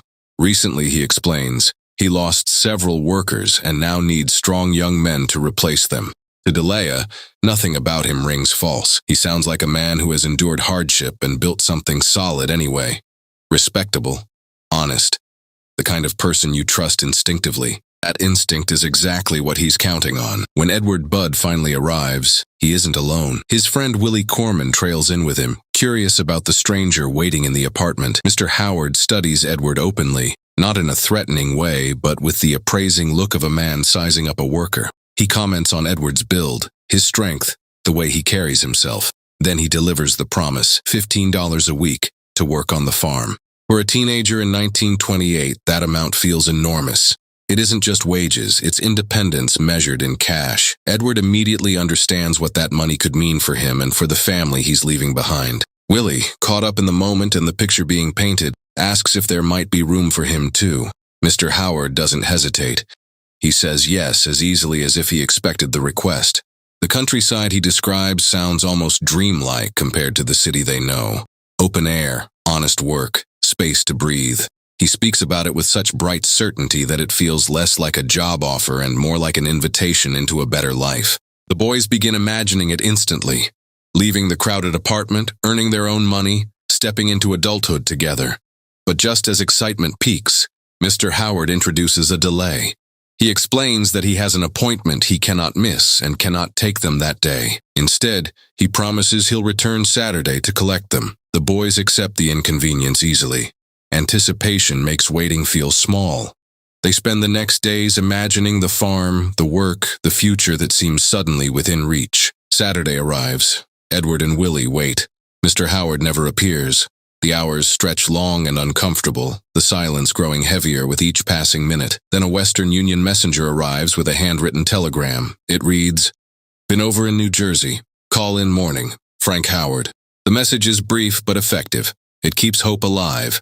It explains the absence just enough to prevent suspicion. The boys and their family treat it as an inconvenience, not a warning, and so they prepare to wait one more day. At 11 in the morning on Sunday, June 3rd, Mr. Howard returns exactly when the telegram promised he would. He arrives smiling, apologizing for the delay, carrying a white pail filled with fresh strawberries and cheese that he claims came straight from his farm. The gesture feels generous, almost neighborly. He stays. He eats lunch with the family. He settles into the apartment like he belongs there. This time Albert Budd Sr. is present, giving Edward's father the chance to judge the man for himself. Mr. Howard talks easily, confidently, spinning stories about his 20 acres of farmland and the quiet satisfaction of country life. He describes it with such warmth that it borders on fantasy. Sunlight, work, purpose, peace. Edward listens like someone staring through a window into his own future. During the conversation, Mr. Howard casually asks if they still have the telegram he sent. Albert Sr., thinking nothing of it, retrieves the slip of paper. Mr. Howard glances at it, folds it once, and slips it into his pocket. The action is small, forgettable. No one challenges it. No one has a reason to. At least not yet. Then the door opens again. Their 10-year-old daughter Gracie enters the room, humming to herself, dressed carefully in her Sunday clothes, a white silk dress, white shoes, white tights, and a pearl necklace. She looks polished in a way that only children dressed by loving parents do. And the moment Mr. Howard sees her, his attention sharpens. He turns toward her instantly. The shift is subtle but absolute. He greets her with exaggerated sweetness, asking about school, her friends, the things she likes to do. He speaks to her the way indulgent grandparents speak to adored grandchildren. Gracie, charmed and unafraid, responds naturally. At one point, she even sits on his lap, completely at ease in the presence of a man the family now sees as a guest. Then he produces a thick wad of bills, more money than the Budd family has likely ever seen gathered in one place, and hands it to her. He asks her to count it, testing her arithmetic like a playful teacher. Gracie counts quickly and correctly. He praises her and rewards her with 50 cents, telling her to buy candy for herself and Beatrice. The room fills with laughter and admiration, and in that moment, the man who walked in as a stranger has become something far more dangerous, someone the family trusts. After the conversation drifts toward a close, Mr. Howard announces that he still intends to return later that evening to collect Edward and Willie, but explains that he must first attend a birthday celebration his sister is hosting for her niece, presenting it as a minor family obligation that cannot be avoided.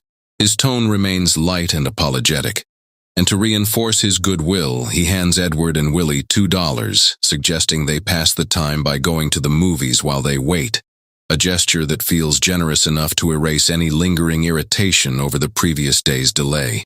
As he reaches the doorway, however, he pauses and turns back toward the room, his attention settling once more on Gracie. With the casual air of a man struck by a harmless afterthought, he asks whether she might like to accompany him to the party, describing it as a lively gathering filled with children her own age.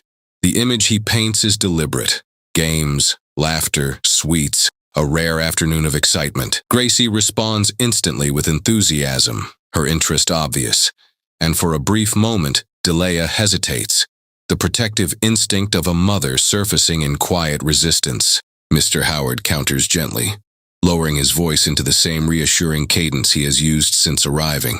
He promises he will personally watch over Gracie the entire time, and he provides a specific address, his sister's apartment on Columbus Avenue and 137th Street, a level of detail that makes the story feel anchored in reality.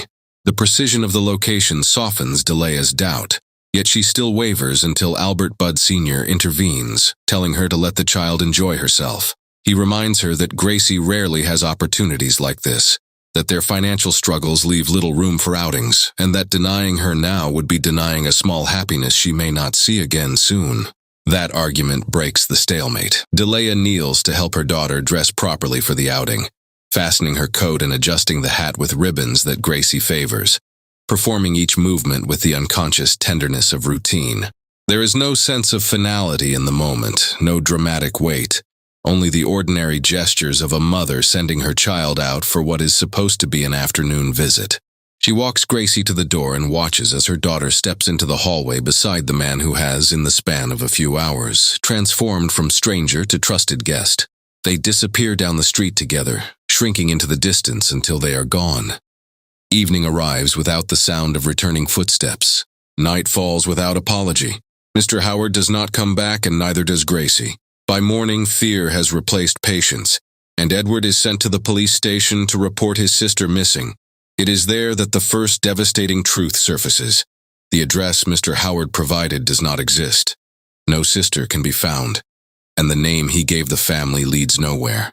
Every detail he offered from the moment he crossed their threshold dissolves under scrutiny. The man they welcomed into their home was an invention. His real name was Albert Fish, and it would take 6 long years before the Budd family would learn what truly happened to their daughter after she walked out that door. From there, the police expand outward, searching property records, employment registries, and transportation documents, only to reach the same conclusion again and again. Frank Howard is a ghost. No farm in Farmingdale matches his description. No vehicles are registered under his name. The man who walked confidently into the Budd apartment had constructed himself out of lies so complete that not a single piece of him survives contact with reality. When detectives ask to examine the telegram he sent, Albert Budd Sr. realizes why Mr. Howard insisted on taking it back. The message is gone. It had been the only written evidence tying the stranger to the family, and now it sits in the pocket of the man who vanished with their daughter. In hindsight, the act is chillingly deliberate. He had not pocketed it absent-mindedly. He had removed it because he understood exactly what it represented. He was erasing his trail even as he sat at their kitchen table. Investigators begin asking a question that will never be answered with certainty. Had he originally intended to abduct Edward and Willie? Was Gracie a sudden change of plan, an opportunistic shift when he saw her walk into the room? Or had she been the true target the moment he stepped inside? The ambiguity lingers over the case from that day forward. The police launch an immediate and exhaustive search of the neighborhood.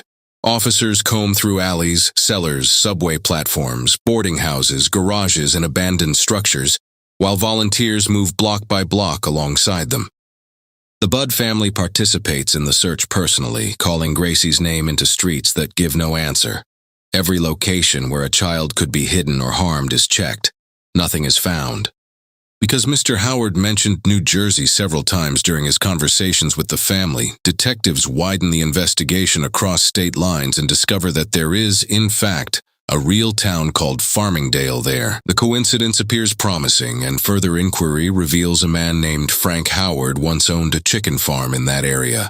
Detectives travel to question surviving relatives only to learn that the real Frank Howard has been dead for over a decade. The resemblance ends with the name. The lead collapses as quickly as it appeared. Back in New York, interviews with neighborhood children produce a critical detail. 4 witnesses claim they saw Gracie walking with the elderly man after leaving the apartment. According to them, the pair briefly interacted with other kids before approaching a blue automobile with yellow Pennsylvania license plates, which they entered together. A teenage girl named Margaret Day, working at a nearby candy store, confirms the sighting independently. If accurate, the account suggests that someone may have been waiting in the vehicle, raising the possibility that the abductor was not alone. That suspicion deepens when another woman reports an encounter from the same day Gracie disappeared.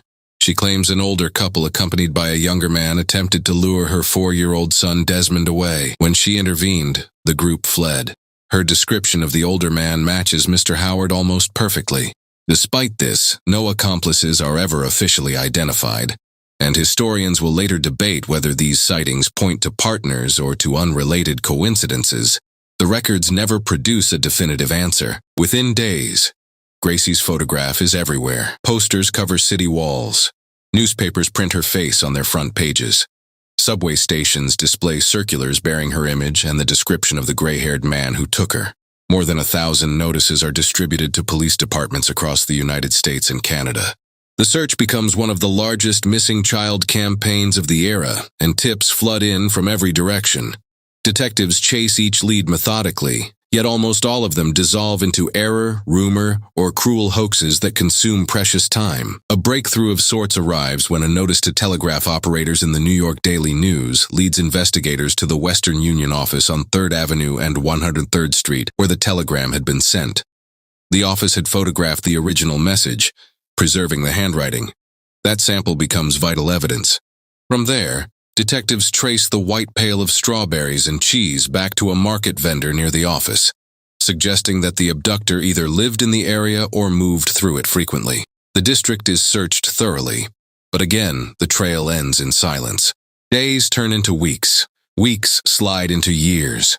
With no confirmed sightings and no physical evidence beyond fragments, hope begins to erode. The city continues forward, but for the Budd family, time stalls in a single unfinished moment, the instant their daughter walked out the door and never came home. Although most of the tips collapse into nothing, one report pulls the investigation violently back to life. A prison warden in Florida contacts authorities claiming that an inmate named Albert Cortell resembles the description of the gray-haired man. Cortell was a lifelong con artist who has spent much of his adult life cycling through prisons, and he is known for involving young girls in his schemes, presenting them as his daughters to gain sympathy and trust. The detail electrifies investigators. If Cortell is the man, then Gracie might still be alive, hidden, exploited, but alive. The theory seems to gain support when William Veeder of the Brooklyn Society for the Prevention of Cruelty to Children reports that shortly before Gracie vanished, a gray-haired man with a mustache had approached him about adopting a young girl. When shown Cortell's photograph, Veeder insists the image matches the man he spoke with. Detectives prepare a warrant. but Cortell disappears before they can take him into custody. The possibility that he is traveling with a kidnapped child hangs over the case like a storm cloud. Eventually, the investigation shifts into the hands of Detective Lieutenant William F. King, who pursues another suspect in Florida named Charles Howard, recently arrested for grand larceny involving his wife's property. When Delia and Edward are shown his photograph, they both identify him as Mr. Howard. For a moment, it appears the hunt may be ending, but King's timeline investigation reveals an immovable fact. Charles Howard was not even in the state on the day Gracie disappeared. The identification collapses. It becomes painfully clear that grief and longing are distorting the family's certainty. They want a face to blame so badly that any resemblance becomes convincing. Yet Charles Howard's arrest sparks an unexpected development. On September 3, 1930, a woman named Jessie Pope steps forward with a story that seems impossible to ignore. She claims her estranged husband, 67-year-old Charles Edward Pope, is the man police are seeking. According to Jessie, on the day Gracie vanished, Pope sent her a telegram asking her to meet him at a street corner. When she arrived, he was standing with a young girl wearing a white dress and short dark hair. He asked Jessie to watch the child for several days. When she refused, he left with the girl. Jessie says the look on the child's face haunted her for years. Jessie explains that illness kept her isolated afterward, and she never followed the news closely. Only when she later saw Gracie's photograph connected to another arrest did the memory surge back. She visits Delia personally, is shown Gracie's picture, and insists the child is the same one she saw with Pope. Though skeptical, detectives cannot ignore the similarity in description. Pope is arrested and placed in a lineup. Once again, Delia identifies the suspect as Mr. Howard. Hours of interrogation follow. Pope denies everything calmly and consistently. He insists he has never met Gracie and only knows her name from newspapers. Detectives study his reactions and find no cracks. When Pope claims Jessie has been trying to seize his inheritance and previously attempted to have him committed to a psychiatric hospital, investigators check the records and discover the accusation is true. Doctors confirm he had been briefly hospitalized and found gentle and non-violent. The case against him weakens further, yet one detail unsettles detectives. Pope owns a farmhouse in the Catskills, located suspiciously close to another farm where Gracie once stayed during a charity program that allowed city children to spend time in the countryside. The coincidence is too sharp to ignore. A search of the property turns up a container filled with brown locks of hair tied with a white ribbon, white children's stockings, toys, and small belongings that appear to belong to a child. At first glance, the evidence looks devastating, but under scrutiny, the case disintegrates. Pope explains the hair came from his own child's first haircut, preserved as a keepsake. The clothing and toys are hand-me-downs from neighbors meant for his grandchildren. Then Delia admits the stockings are not Gracie's after all. She confesses that Jessie approached her before the lineup and convinced her Pope was the man, feeding her a detailed description that shaped her identification. Jessie herself unravels on the stand, admitting past attempts to access Pope's inheritance and describing Gracie wearing clothing that doesn't match what she actually had on when she disappeared. The trial ends almost before it begins. Pope is acquitted after spending 3.5 months in jail for a crime he did not commit. 2 weeks before the verdict, detectives finally locate Albert Cortell, the original suspect who vanished years earlier. He is extradited to New York and placed in a lineup. This time, Delia and Albert Sr. both say he resembles Mr. Howard, but they can no longer swear to it. Too much time has passed. Faces blur. Memory fades. With no physical evidence connecting Cortell to Gracie and his firm denial of involvement, police are forced to release him on February 6, 1931. And just like that, after 6 years of chasing shadows, the investigation returns to nothing. The case slips toward obscurity, except Detective King refuses to let it die. King begins feeding false details to newspapers, small, controlled inaccuracies inserted into public coverage. His reasoning is tactical. If someone confesses and repeats those invented facts, he knows immediately they're lying. If a letter appears that ignores the planted information and contains only real, private details, then he may finally be hearing from the person responsible. It is an early form of behavioral filtering, and for years it produces nothing except a steady trickle of hoaxes and empty boasts. Then in 1934, one of the newspaper stories includes a seemingly harmless update: the Budd family's new address. It is a minor line in a minor article. Most readers skim past it. Someone does not. On November 12th, a letter arrives at the Budd home. Because Delia cannot read, Edward opens it and begins speaking the words aloud. He doesn't finish calmly. He doesn't sit with it. The moment he understands what he's holding, he runs straight to the police station. The letter read, "On Sunday, June the 3rd, 1928, I called on you at 406 West 15th Street, brought you pot cheese, strawberries, we had lunch. Grace sat in my lap and kissed me.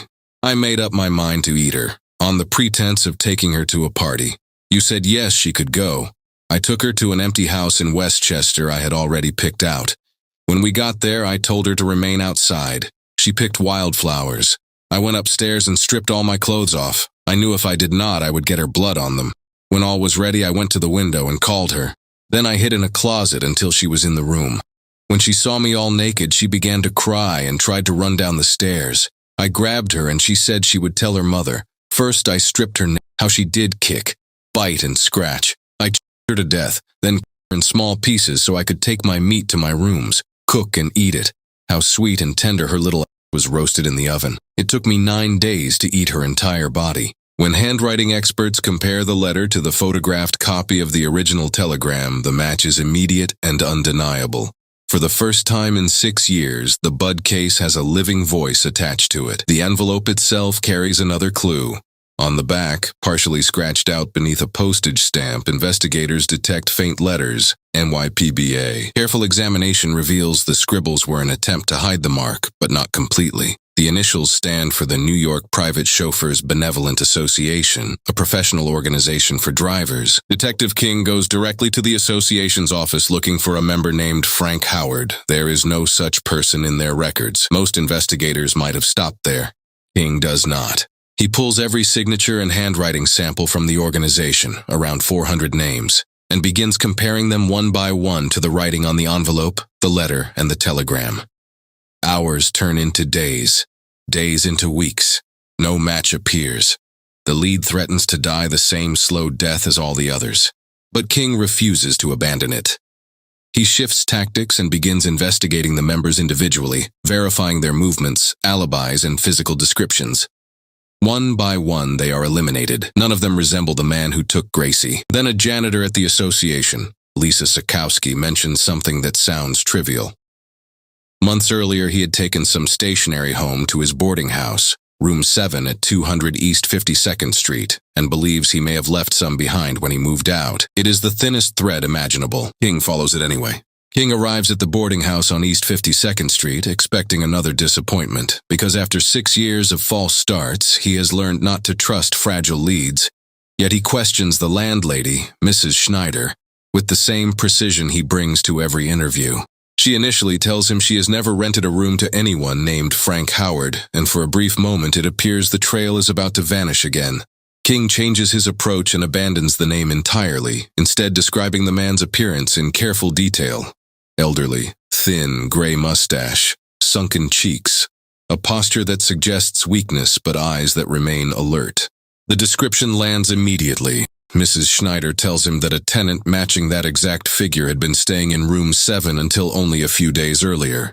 King asks to see the rental agreement, and when she brings the document to him, the significance becomes undeniable the moment he studies the signature.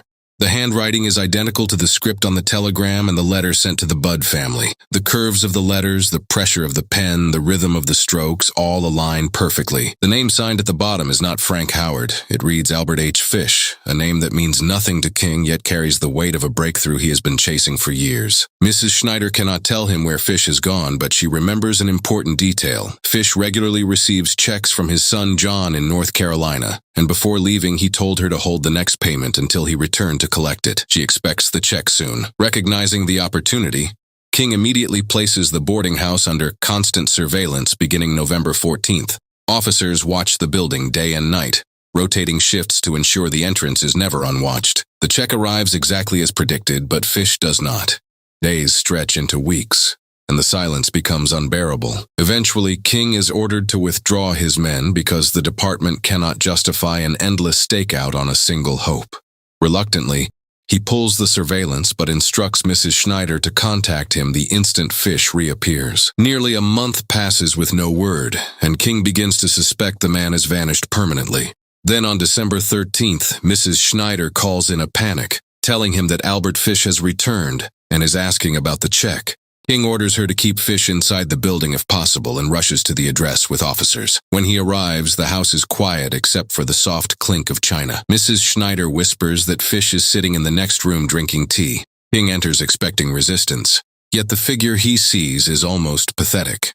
Albert Fish is seated calmly in a chair, dressed in a loose tweed suit that hangs awkwardly from his thin frame. He looks frail, tired, the kind of aging man most people would pass on the street without a second glance. There is nothing outwardly monstrous about him. When King says his name, Fish sets down his cup and rises politely, nodding in acknowledgement as if greeting a guest. The calm lasts only a heartbeat. As King steps forward, Fish suddenly pulls a razor blade from his pocket and moves to strike.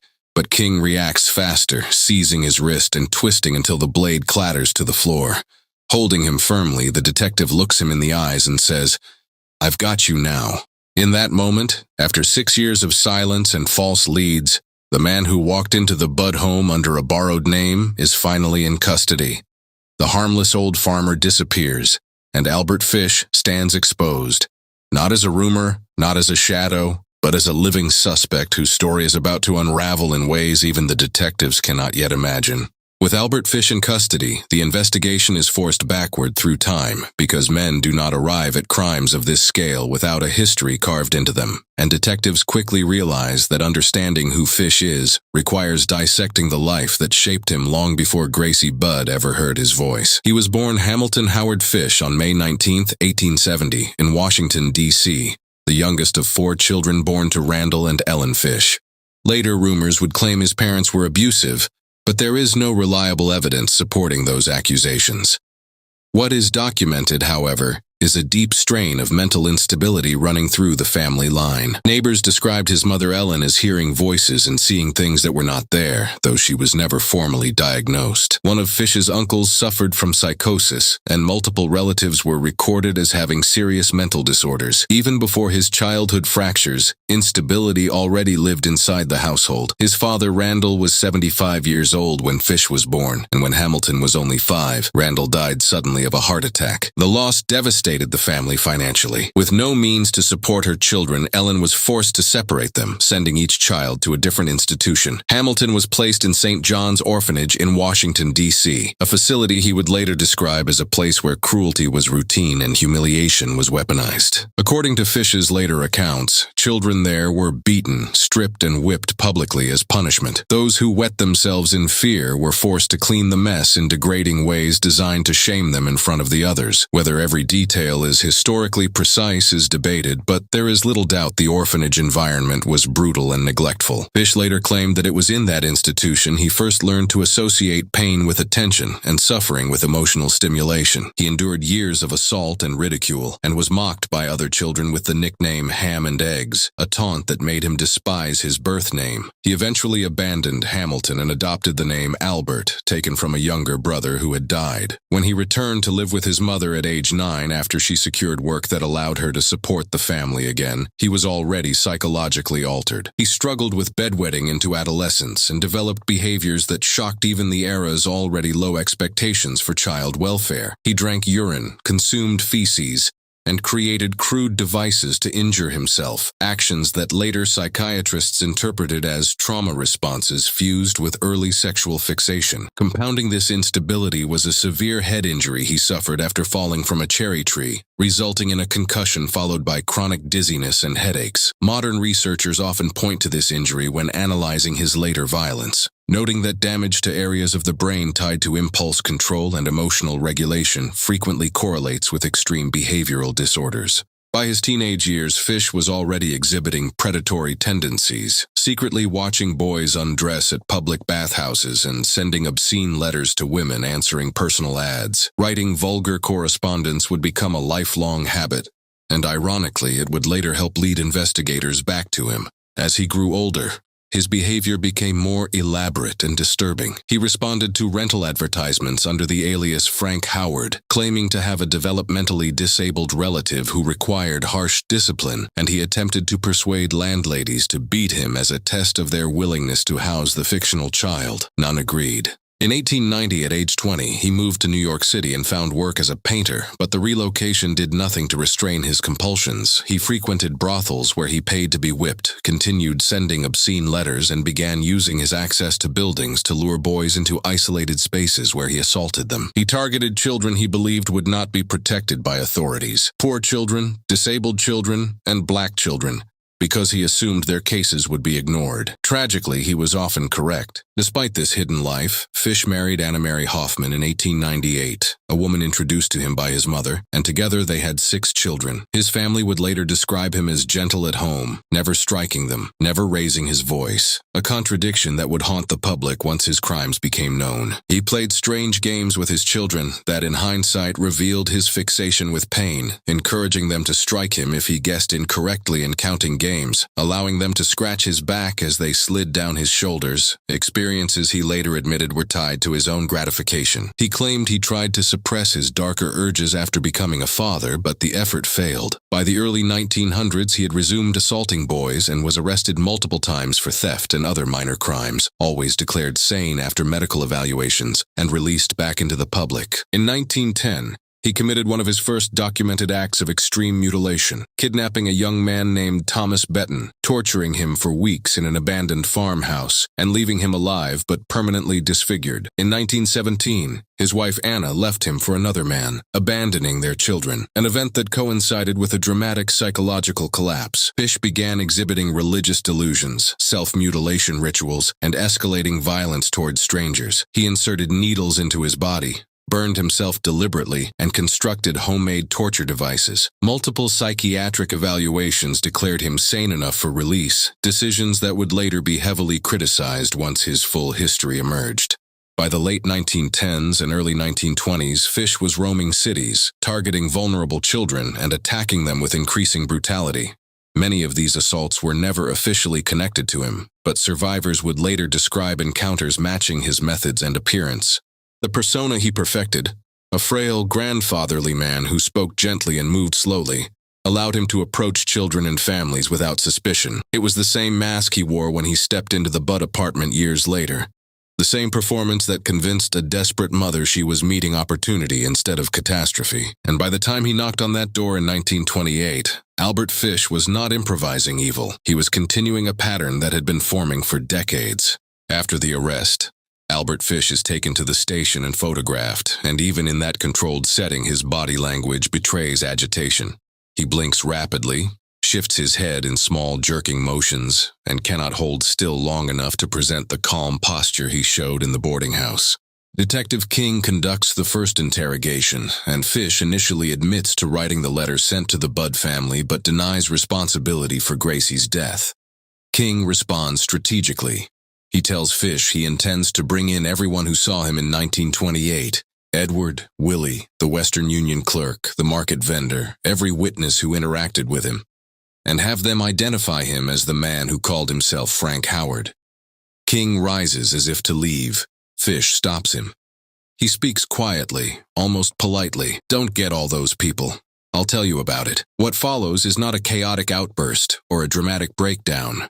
Fish confesses in a steady, controlled voice, describing the summer of 1928 as a period when he felt consumed by what he called a bloodthirst. He explains that he had been scanning classified ads in newspapers searching for a victim and found Edward Budd's advertisement.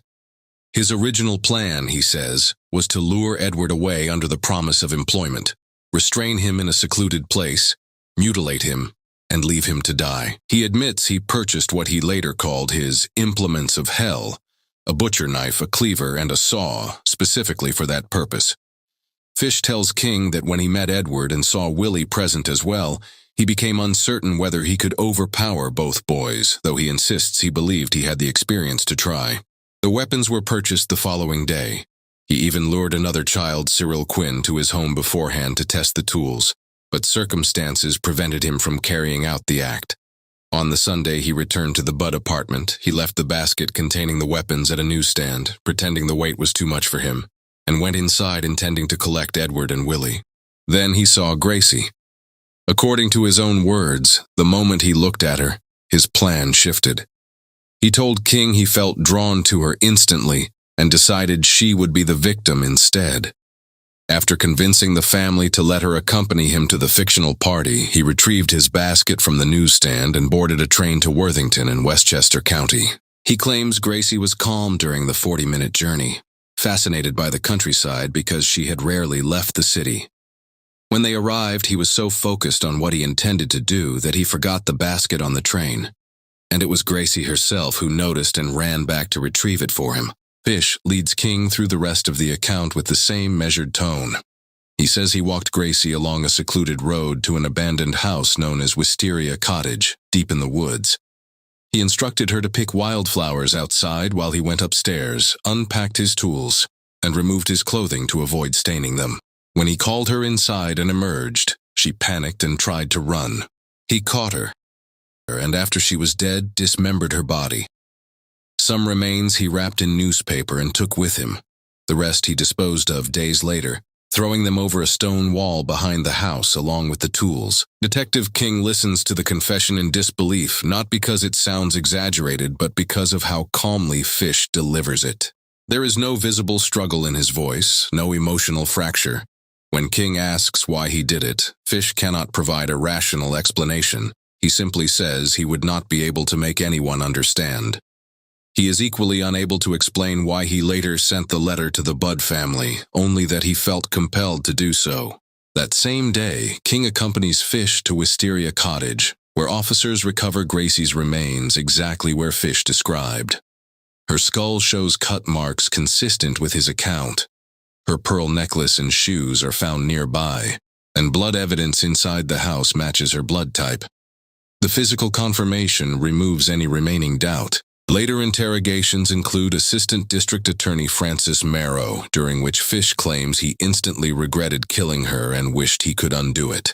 When asked whether he assaulted her sexually, he replies that it never entered his mind, though investigators note the contradiction between that statement and his own admission that he was aroused during the attack. Authorities deliberately avoid emphasizing his claims of cannibalism at that stage, fearing that introducing details too extreme could undermine the credibility of the confession in court or strengthen an insanity defense. That night, reporters wake the Budd family with news of the arrest. Delia is too exhausted to confront the man. Albert Sr. and Edward go to the station. Edward recognizes Fish immediately and lunges at him, shouting until officers restrain him. Fish remains eerily composed. When Albert Sr. asks if he knows who he is, Fish answers calmly, "Yes, you're Mr. Budd." The father breaks down, telling him he was welcomed as a guest and repaid that trust by stealing his daughter. As news spreads, Fish's adult children are questioned and describe years of bizarre behavior, self-harm rituals, religious obsessions, and episodes of erratic conduct. One son recalls hearing his father scream the name Grace in his sleep months before the arrest. None of the children defend his actions, though they insist he had never abused them and had appeared affectionate at home. The contradiction only deepens public horror. Within hours, the press assigns him names meant to capture something beyond human crime: the werewolf of Wisteria, the Brooklyn vampire, and the Gray Man. Headlines exaggerate, rumors multiply, and the story grows larger than the facts.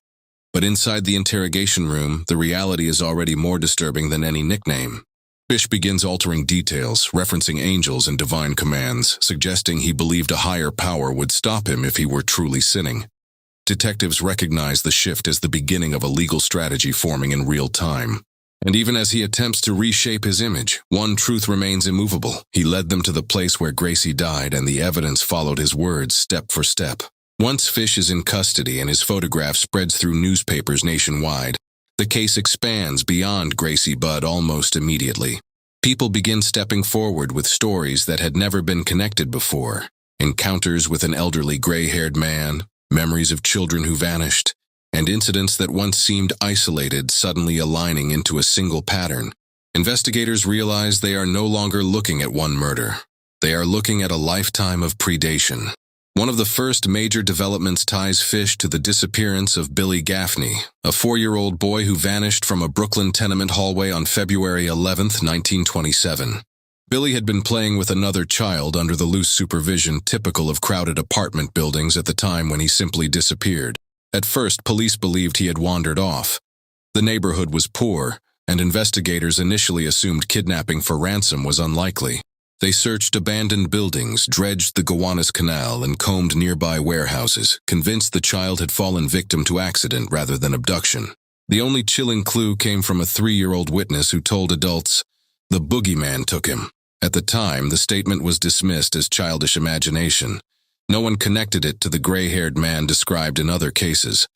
After Fish's arrest, train conductor Anthony Barone comes forward and identifies him as the man he saw boarding a train with a crying boy, matching Billy's description on the day of the disappearance.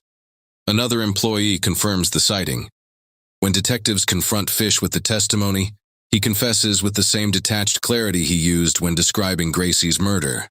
He admits he bound Billy in a secluded location, tortured him, killed him, and dismembered the body. He claims he carried portions away and left others submerged in water. The confession aligns with fragments of earlier evidence that had never made sense on their own.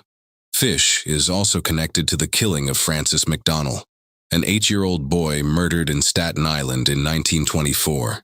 Witnesses at the time described an elderly gray-haired man seen speaking to Francis before he vanished into nearby woods. Police ignored the description because the medical examiner believed the injuries required a younger, stronger attacker.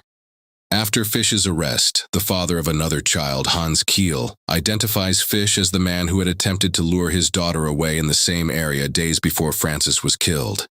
The resemblance is unmistakable. Though Fish initially denies involvement, later statements and circumstantial evidence place him in the region at the time. As investigators dig deeper, additional cases begin orbiting his name, including the 1932 killing of Mary O'Connor, a 15-year-old found near a house Fish had been hired to paint. Survivors describe being lured by an elderly man promising work, food, or small coins. Some escaped. Others never returned. Fish himself claims he violated over 100 children and killed at least 20, though separating truth from exaggeration in his statements becomes nearly impossible. His confessions mix fact, fantasy, and self-mythologizing in equal measure. While in jail, Fish continues harming himself, sharpening items to stab into his own flesh and attempting to ignite objects inserted into his body. Guards discover him repeatedly engaged in acts of self-mutilation that echo the behavior he described from earlier years. Psychiatrists begin evaluating him, and the debate that will dominate his trial takes shape. Whether Albert Fish is legally insane or whether he is a calculating predator who understands exactly what he has done. By the time formal charges are prepared, investigators believe they are dealing not with a single killer, but with one of the most prolific child murderers in American history. Yet proving that in court will be another battle entirely. The legal system demands precision, and Fish's own words are a maze. Some are true, some are inventions, some are designed to shock, some are designed to manipulate. And in the center of that maze stands one case that cannot be disputed, the one with physical evidence, a body, a confession that matches reality point for point, Gracie Budd. That is the case that will decide whether Albert Fish lives or dies. With multiple confessions on record and physical evidence tying him directly to Gracie Budd's murder, the question facing the court is no longer whether Albert Fish committed the crime, but whether he can be held legally responsible for it. The distinction becomes the center of a fierce psychological and legal battle. Everyone involved understands the stakes. If Fish is judged legally insane, he avoids execution and is committed to an institution. If he is judged sane, he dies in the electric chair. The defense assigns Dr. Frederick Wortham to examine him, and Wortham enters the evaluation expecting a raving monster.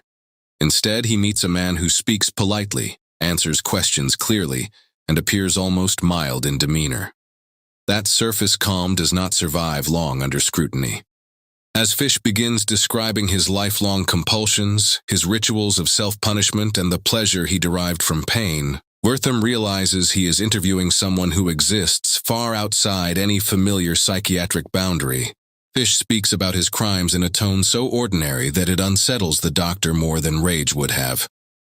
At moments, his expression shifts into something close to satisfaction while recounting suffering, then returns to neutrality as if nothing unusual has occurred.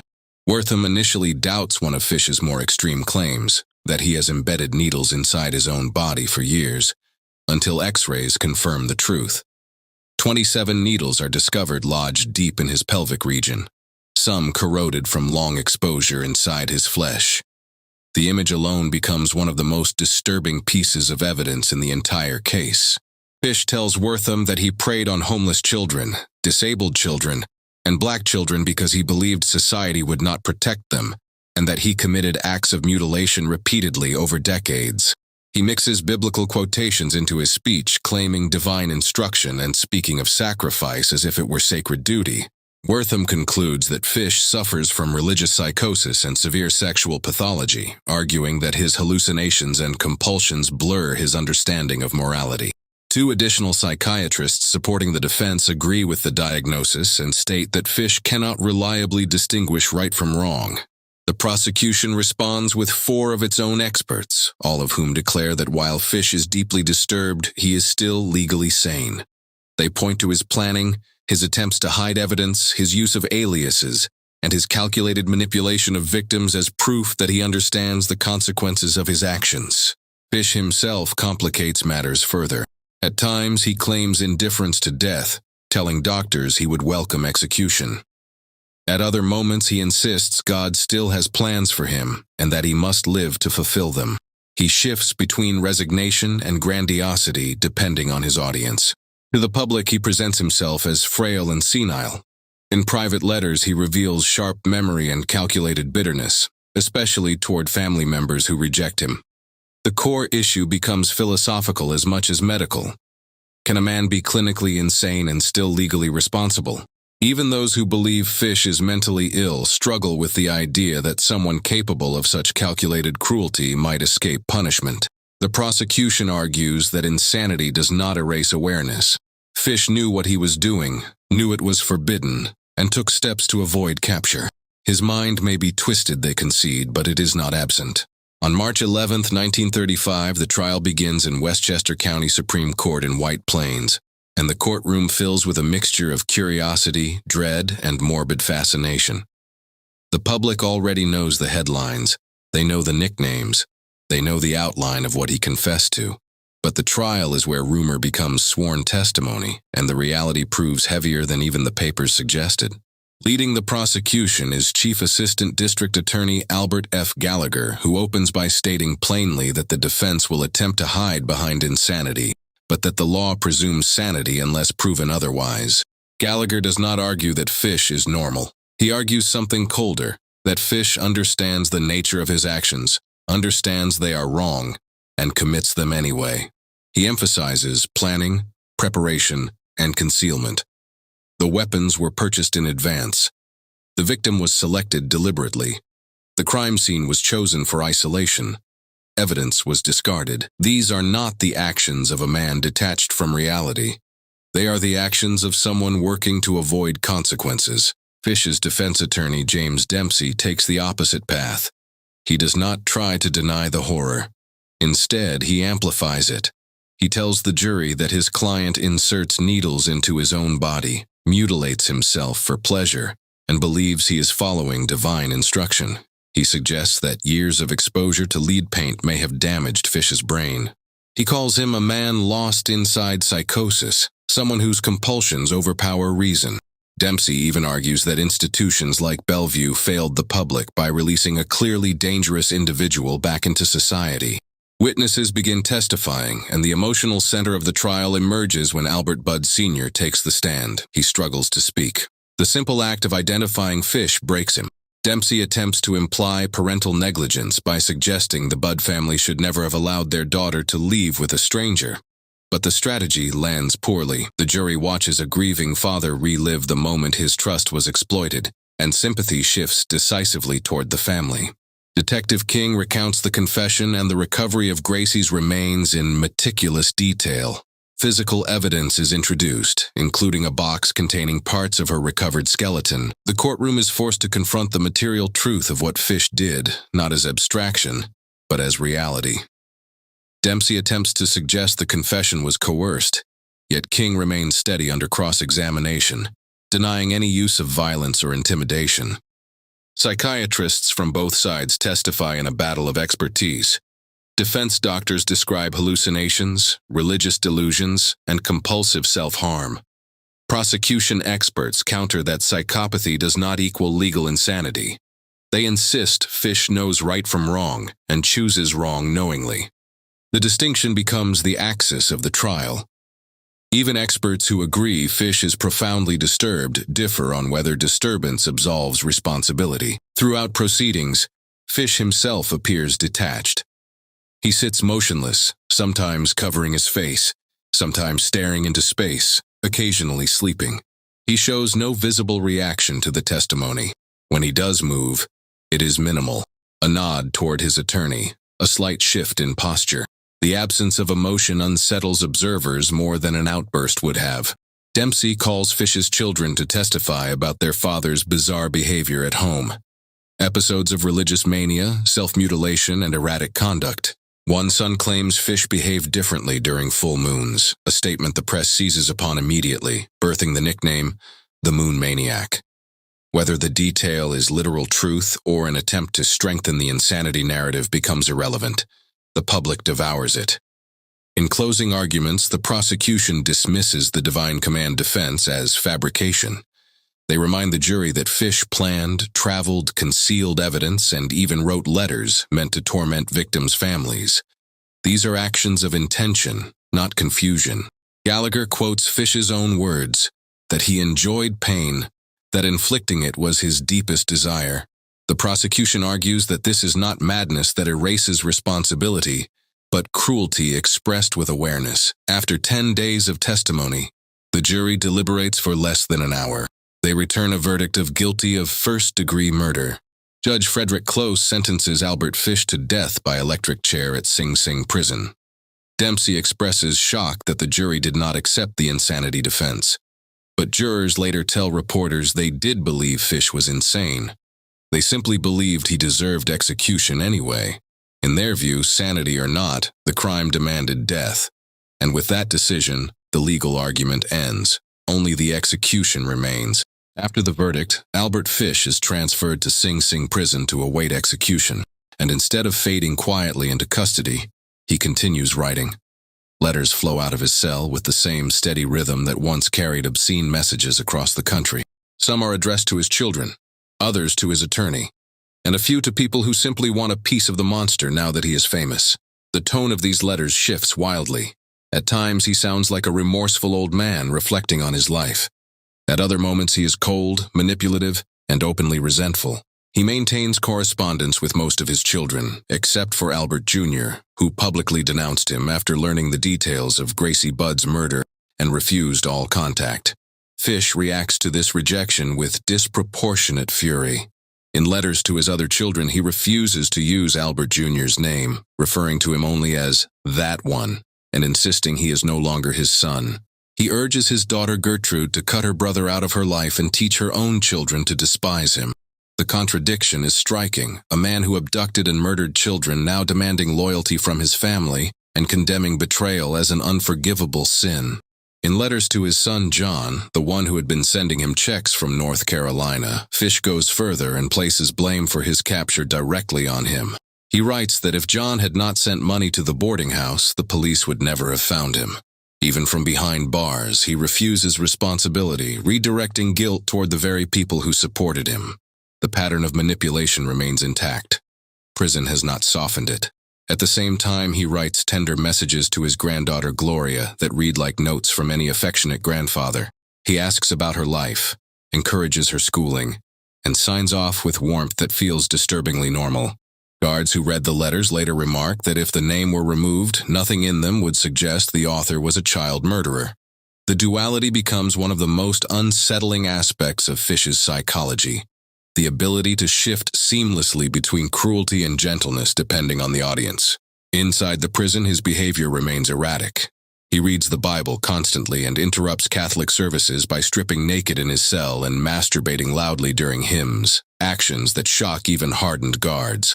The day before his trial began, he had slashed himself with a hidden bone, and he continues similar acts while awaiting execution. At one point, he sharpens a chicken bone and stabs himself repeatedly. On another occasion, he inserts a cloth soaked in alcohol into his body and attempts to bribe a guard for matches so he can set it on fire. Each incident reinforces the argument that his relationship with pain is inseparable from his identity. Despite the self-harm, he remains physically alive and mentally sharp enough to continue writing. He sends a final graphic letter to attorney James Dempsey describing in detail what he claims he did to Billy Gaffney. Billy's mother, Elizabeth, travels to the prison desperate for confirmation that the story is false. She demands specific details only the killer would know, hoping to expose him as a liar. Fish refuses to speak to her. He sits in silence for 2 hours while she pleads, and she leaves still believing her son is alive. She will carry that belief for the rest of her life. As execution approaches, Fish confesses once more, this time to the murder of Francis McDonnell, stating he struck the boy and fled before mutilating the body as he had intended. Whether every word is true becomes impossible to verify, but the confession fits the timeline investigators had long suspected. On January 16, 1936, Fish eats his final meals, T-bone steak and chicken soup, with the bones removed to prevent him from weaponizing them. Guards escort him to the execution chamber that night. According to witnesses, he remains calm. Some claim he remarks that dying in the electric chair will be the supreme thrill, the last sensation he has not yet experienced. The execution proceeds without malfunction. Rumors later circulate that the needles embedded in his body caused sparks, but official records confirm the procedure functioned normally. Before his death, Fish leaves behind extensive handwritten notes detailing crimes both known and unknown. His attorney refuses to release them to the public, describing the contents as the most obscene material he has ever read and insisting no good could come from publishing them. Those writings vanish into legal custody, and whatever secrets they contained disappear with him. Albert Fish dies in the electric chair, but the unease he leaves behind does not.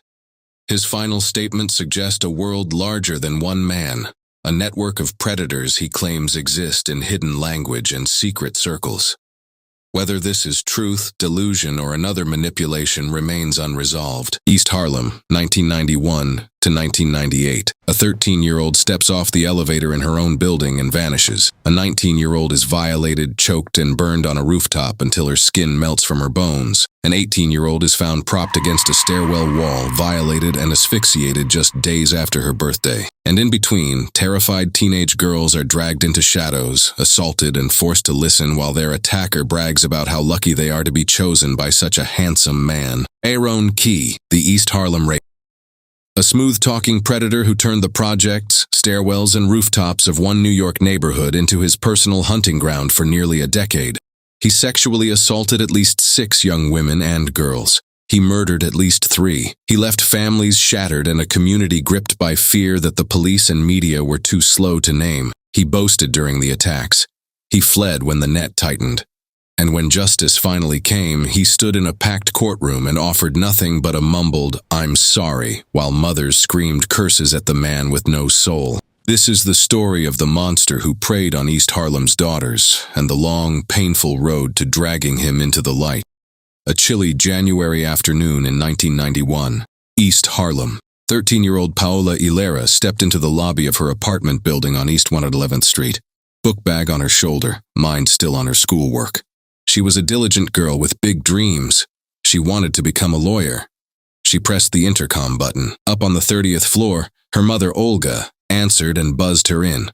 Olga walked to the front door, left it slightly ajar so her daughter could slip inside, then returned to the kitchen. Minutes passed. Paola should have been at the door by now. She wasn't. Olga waited a little longer, then rode the elevator down to the foyer. No sign of her daughter. She began knocking on doors, asking neighbors if they had seen the pretty, slightly built teenager with the bright future. Nothing. It was as though Paola had vanished between the lobby and the 30th floor. 3 hours later, a man walking his dog along the East River Promenade near the FDR Drive pedestrian bridge towards Island spotted something on the ground. A figure lying there, fully dressed but with blood staining her chest and ugly bruises circling her neck. It was Paola. The medical examiner's report painted a brutal picture. She had been assaulted in a sexual manner. She had been asphyxiated. She had been stabbed 3 times in the chest, one wound piercing her heart. Severe bruising on her inner thighs showed how fiercely she had fought. Her body had been dumped 10 blocks from her home, left like discarded trash beside the cold river. Her family was devastated. They had come from the drug-plagued streets of Cali, Colombia, hoping for a better life in New York. Instead, Cesar Hilera, a cab driver, buried his daughter under the twin spires of Our Lady of Sorrows Church in Queens. At her funeral, Paula's poem to her father was read, words of love and gratitude from a girl who never made it home that day. In a city bleeding from nearly 2,000 murders a year, Paula's case barely made the headlines. Police followed the few leads they had. A single pubic hair recovered from her body and a witness who thought he saw a man getting into the elevator with her. The clues led nowhere. The case went cold. But the man responsible did not stop. He simply waited. For nearly 3 years after Paula Hilera vanished, the streets of East Harlem stayed quiet, at least on the surface. But something dark was moving through the cracked hallways and stairwells of the projects. In 1994, a 15-year-old girl was grabbed from behind, forced at knife point to a secluded spot, blindfolded, stripped, and assaulted in a sexual manner. Her attacker kept talking the entire time, boasting about how lucky she was to be with such a handsome man. Because she never clearly saw his face, he let her live. She described him to police as a young, clean-shaven black man with a strong build. The case stayed unsolved. Then came September 10, 1997. Firefighters were called to the rooftop of the George Washington houses on East 104th Street. At first they thought it was just burning trash or old furniture. But as they got closer, one firefighter noticed a charred human breast. The body belonged to 19-year-old Johalis Castro, a single mother from the Bronx who lived in the building. She had been violated and strangled before someone doused her with gasoline and set her on fire. The flames burned so hot they melted her skin and cracked her bones. The rooftop was left blackened with soot, a white outline marking the spot where her body had lain. Her mother, Paula Castro, never slept well again. She raised Johalis's 3-year-old daughter alone, whispering every night that she was still living only for the little girl who needed her. 7 months later, in April 1998, a 13-year-old girl, just 4'9", was attacked in the same neighborhood. She was assaulted in a sexual manner, but survived. Again, the attacker spoke the same chilling words. Be quiet and take it like a woman. He told her how lucky she was. She never saw his face. Then, on June 2, 1998, just 3 days after her 18th birthday, 18-year-old Rashida Washington was found propped against a wall in the 15th floor stairwell of an East 112th Street housing project. She had been robbed, sexually assaulted, beaten, and choked to death. Rashida had lived in the same building where Paula Hilera once called home. The attacks were mounting. Young girls and women in East Harlem were being hunted in their own buildings, elevators, stairwells, rooftops. Residents begged police to admit there was a serial killer loose. But even with clear patterns, authorities hesitated to say the words, serial killer. Rashida's murder earned just 4 short paragraphs in one newspaper and almost no coverage in others. Parents accused the police and media of indifference toward poor minority neighborhoods. Still, the predator kept moving. 2 more teenagers, 15 and 14 years old, were sexually assaulted that fall. Once again, the attacker bragged about his looks and demanded they act like you love me. Both girls survived, probably because they never clearly saw his face. The fear in East Harlem grew thicker than the smoke that had once rose from that rooftop. Parents kept their daughters inside. Neighbors watched stairwells with new dread.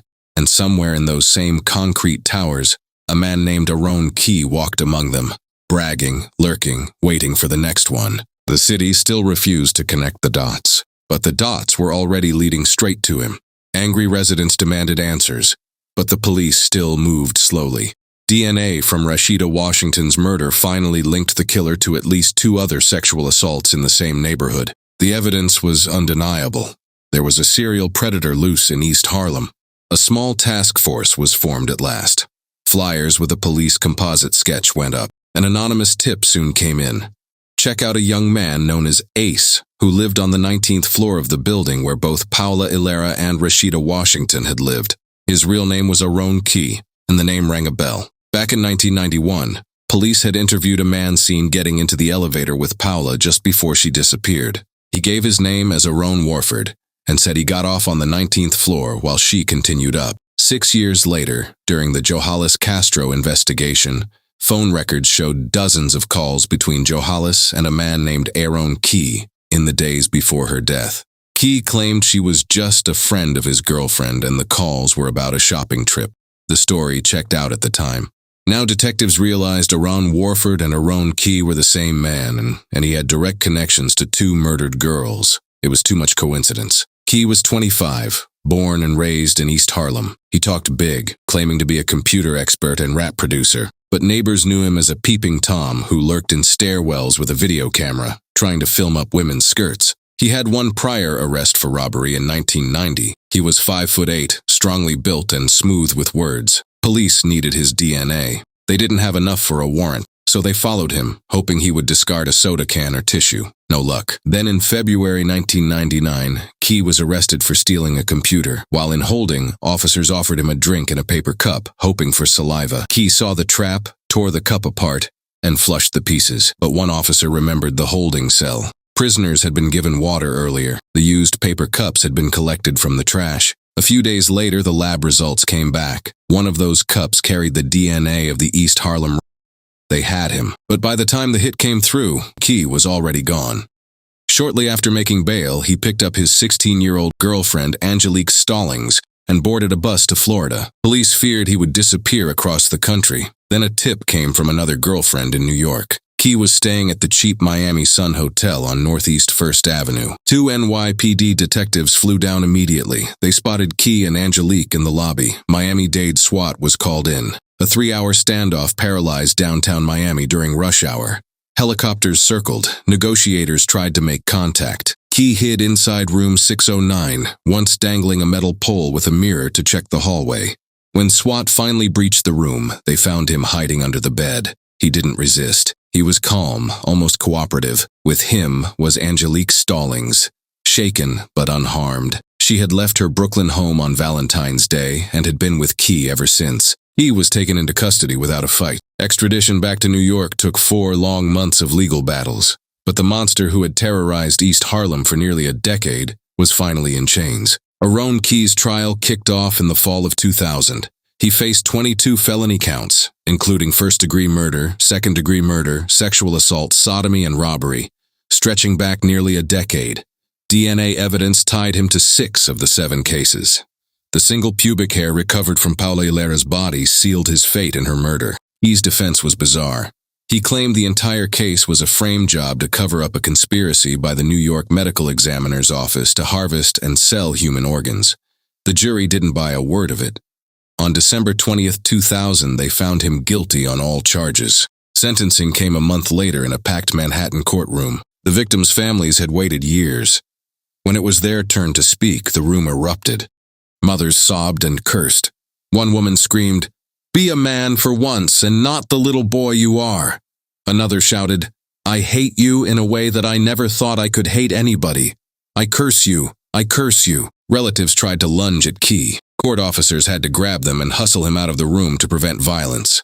Kee sat mostly silent through the outbursts. At one point, when the emotion peaked, he finally mumbled, "I am sorry. It was too little. Far too late." State Supreme Court Justice Joan Sudolnik looked straight at him and delivered a verdict of her own before imposing sentence. "I don't know what to say to someone who has no soul, no conscience, no morality, no heart," she said. She called him a virtual loss for the human race. He received 3 consecutive life sentences without the possibility of parole for the murders of Paula Hilera, Johalis Castro, and Rashida Washington. On top of that, the judge stacked another 400 years for the sexual assaults, ensuring he would never walk free again. As he was led away in handcuffs, some in the crowd thanked the judge. Others kept shouting insults at the man who had taken so much from their families and their neighborhood. The smooth-talking predator who had boasted to his victims, lurked in their stairwells, and left bodies in rivers, rooftops, and hallways, was finally finished. But for the mothers who still woke up screaming, for the little sister who would never see her big sister again, and for the entire community that had lived in fear for nearly 10 years, the scars ran far deeper than any sentence could heal. The East Harlem predator was locked away. The shadows he left behind refused to leave. Syracuse, New York, spring 2004. An 18-year-old girl simply vanishes into the night. No body, no trace, just an empty space where her life used to be. A young mother who would never see her 4-month-old son again. A 31-year-old mother of 3 is found slaughtered in her own apartment, her throat slashed so deeply the wound gapes open like a second screaming mouth, blood soaking the mattress where her children once played. A 22-year-old woman, 5 months pregnant, is discovered decomposing in a metal trash bin outside the same building, her body stabbed dozens of times, tossed away like garbage among the week's refuse, left to rot until the stench finally gave her away. The man living right next door did it all. Lee Wiley, a high-risk Level 3 sex offender who had just walked out of state prison after serving 12 years for victimizing a teenage girl, hunted women in the same decaying West Side apartment building where he lived. He used the same stairwells, the same hallways, the same trash bins. He confessed on videotape in a flat, emotionless voice, describing how he tied them up, cut their throats, and hid their bodies so he could keep going. He claimed 7 killings in total. Police could only prove 3.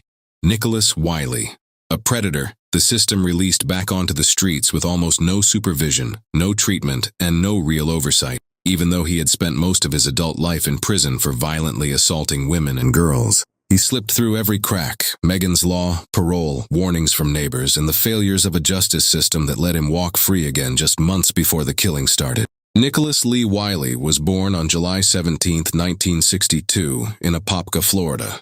His mother, Ruby Nell Wiley, eventually brought him north to Syracuse, where he would spend most of his life. Ruby almost never spoke of him in later years. Neighbors noticed she avoided the subject entirely. One neighbor, Mary Jennings, recalled pulling weeds in her garden and saying quietly, "She never talked about that son. She'd tell me about the rest of her kids, but not that son."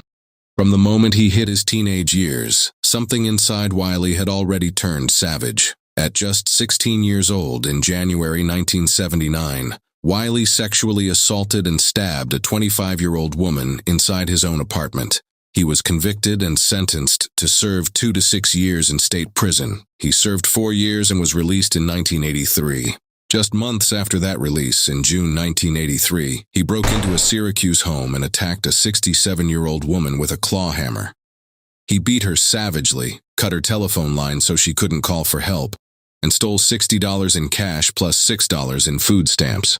Convicted of first-degree burglary, he was sentenced to 12 to 25 years in 1984. He served 3 years before the state Supreme Court Appellate Division overturned the verdict in 1986, ruling his lawyer had been ineffective. Wiley then pled guilty to a lesser charge and was sentenced to 3 to 7 years. He served the minimum and was released in 1991. Then, in July 1991, while on parole, he invited a 16-year-old girl into his apartment. He beat her, then assaulted her in a sexual manner. When she fought back, he tied her hands behind her back with shoelaces. The victim would later testify Wiley told her that her purpose was to please men, and that's exactly what she needs to do for him. As a result, Wiley was convicted of first-degree sodomy. He was sentenced to 12 to 25 years in March 1992. That conviction was also overturned in 1994 on similar grounds. Wiley pled guilty again and received a lesser penalty of 6 to 12 years. This time he served until January 21, 2004. Inside prison, he racked up 15 disciplinary reports for creating disturbances, bringing in contraband, harassing others, and refusing orders. He refused sex offender treatment while incarcerated. Corrections officials noted the pattern, yet the system kept cycling him through. By the time he walked out of Auburn Correctional Facility on January 21, 2004, after serving the full 12 years for the 1991 sodomy conviction, he was classified as a high-risk Level 3 sex offender. Onondaga County Court Judge Joseph Fahey had looked at his record before the release and delivered a chilling warning. He poses a serious, grave risk to the people in this community, and he shouldn't be released. First Chief Assistant District Attorney Rick Trunfio later said of the repeated releases, "Each time he was arrested, we got the maximum possible sentence. The appellate courts found technical problems in both cases and reversed those convictions. Had the original convictions and sentences been allowed to stand, we wouldn't be here." The warning was ignored. Wiley moved into apartment 11 at 732 West Onondaga Street, just a couple of blocks from relatives. The building was run down, filled with tenants who kept to themselves. He told people he was Islamic and worked as a handyman. Neighbors saw a quiet man who kept odd hours. Some felt uneasy around him. One later recalled him chasing a woman she knew. Another said he peeked into windows. But no one imagined the full horror he carried with him. He had spent most of his adult life behind bars for violently assaulting women and girls, yet the justice system had failed to keep him locked away. No meaningful supervision waited for him on the outside. No treatment, no real oversight, just the streets. And within months, the bodies would start turning up right where he lived. In the same hallways, the same apartments, the same trash bin outside his door. The savage predator the system had repeatedly set free was finally home. Tammy Passano was only 18 years old.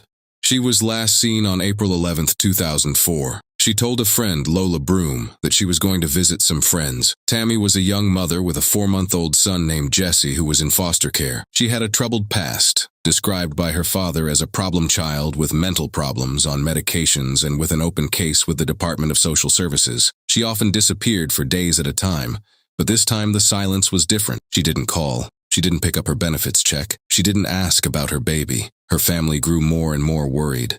About 2 weeks later, they reported her missing. Her father, James Passano, stood at vigils with tears streaming down his face, pleading with anyone who would listen. "Somebody knows where she is. Somebody knows what happened to her," he said. "If you know where Tammy is, call me." He cried openly as he spoke of his daughter. 89% of my guts tell me Tammy is not okay. I know you ain't supposed to hate, but if I can't find Tammy, I have to live with the fact I have to bury a memory." Her mother, Jeanne Passano, added quietly, her voice breaking, "I wish someone would talk. It's getting real hard not to know." About 25 relatives, friends, and neighbors gathered at Brady Faith Center for a short prayer vigil. They wore small pieces of pink and silver ribbon on their chests, pink to represent Tammy's free spirit, her father said. They stopped cars along South Avenue, handing out flyers with her photo and description, begging anyone who knew anything to come forward, but no one ever did. When Nicholas Wiley was arrested for the murders of Lottie Thompson and Hannah Finnerty, he began talking.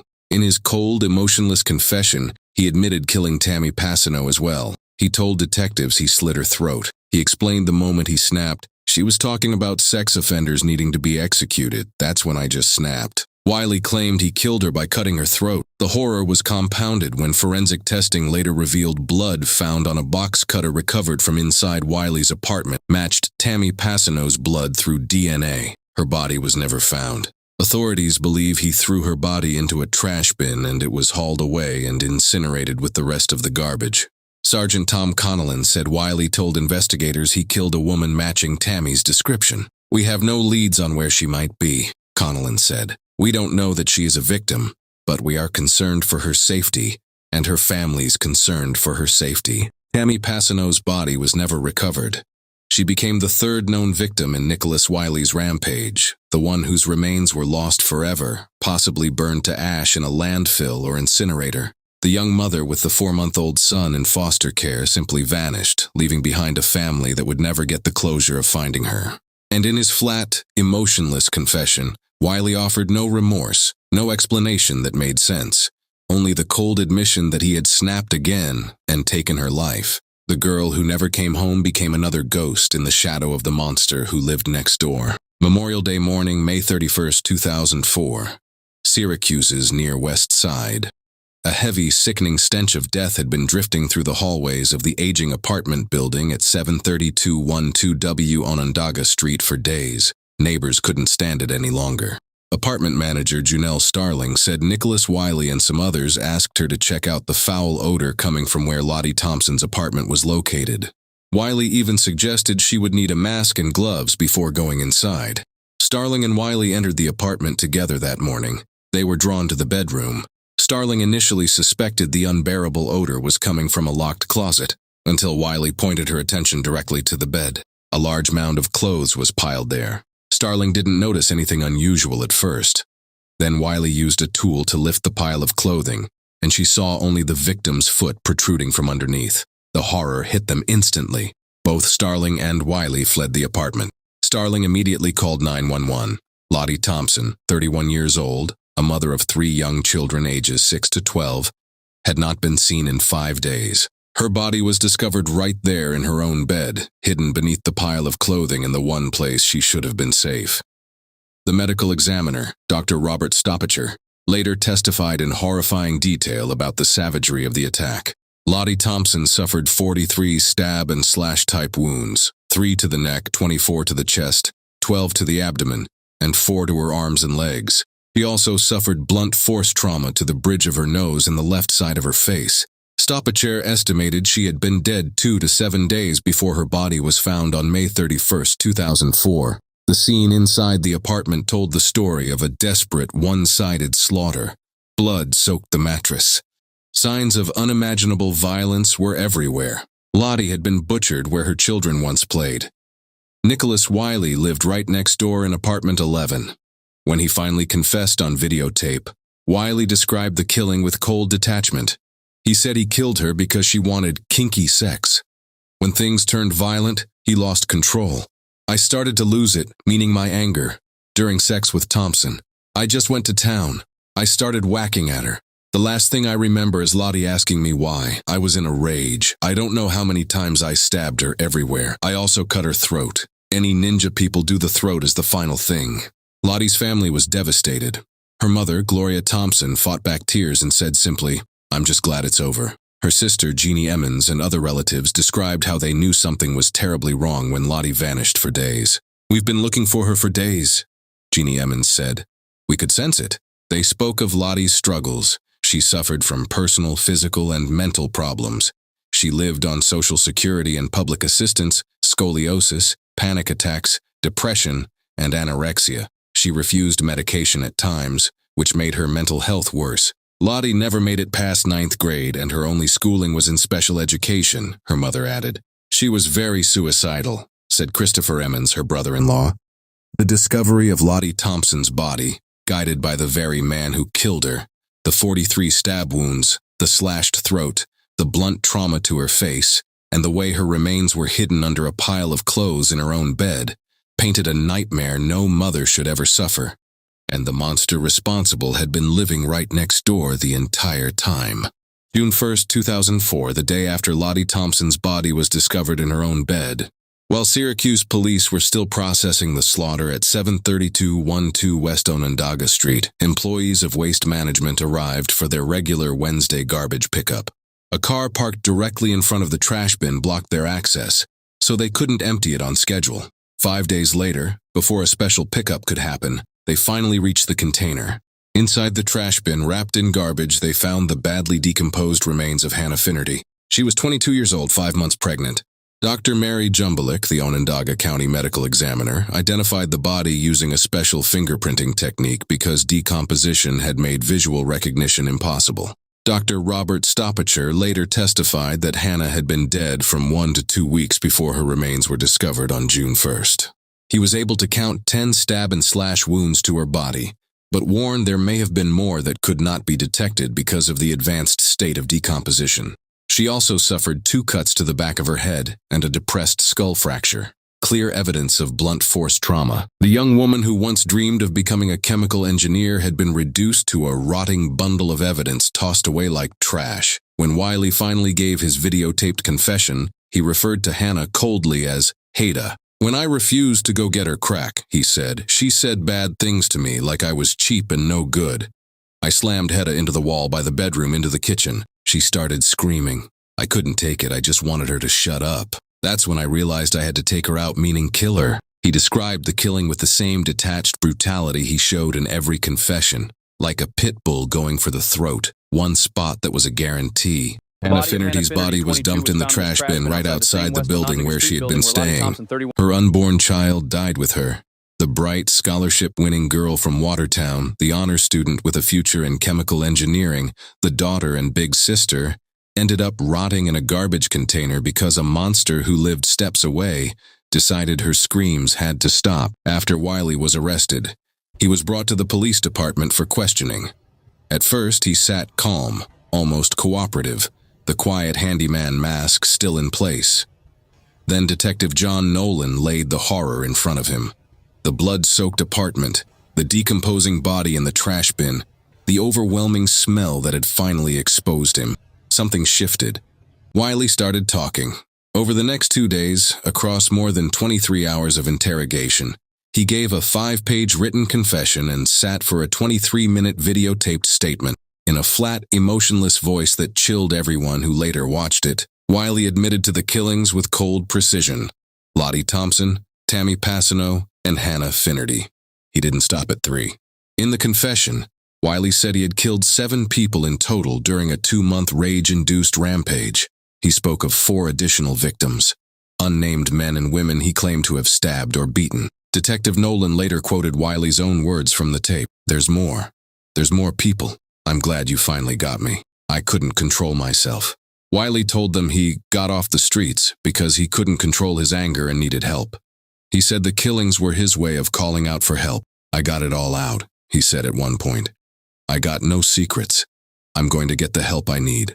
Police were stunned by the level of detail, the knives, the throats, the bodies hidden or discarded with casual indifference.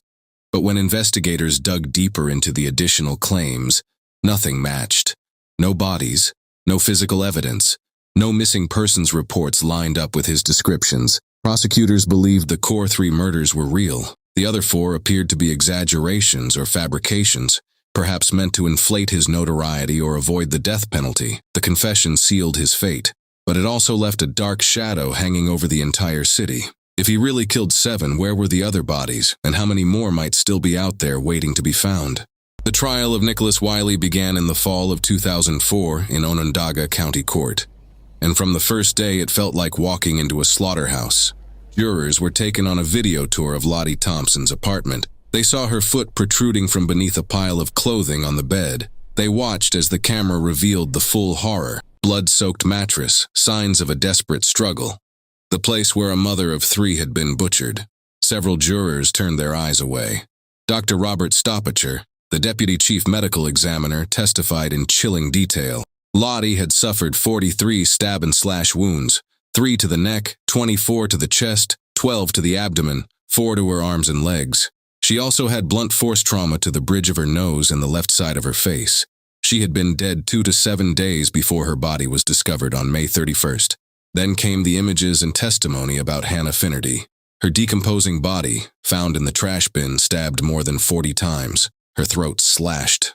5 months pregnant. The medical examiner estimated she had been dead 1 to 2 weeks. The jurors heard how her remains had nearly been hauled away and incinerated because a disabled Buick had blocked the trash truck on its regular pickup day. The most devastating evidence was the 23-minute videotape of Wiley's confession. Detective John Nolan read from the 5-page statement. The jury heard Wiley's own flat voice describing the killings with cold detachment. He admitted stabbing and cutting the throats of Thompson, Finnerty, and Passano. He spoke of the additional victims. He said, "There's more. There's more people. I'm glad you finally got me. I couldn't control myself." Defense lawyer Thomas Miller fought hard.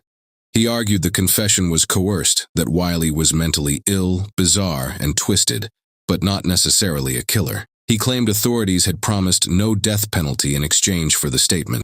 Miller told the jurors Wiley might be mentally sick, but he was no killer.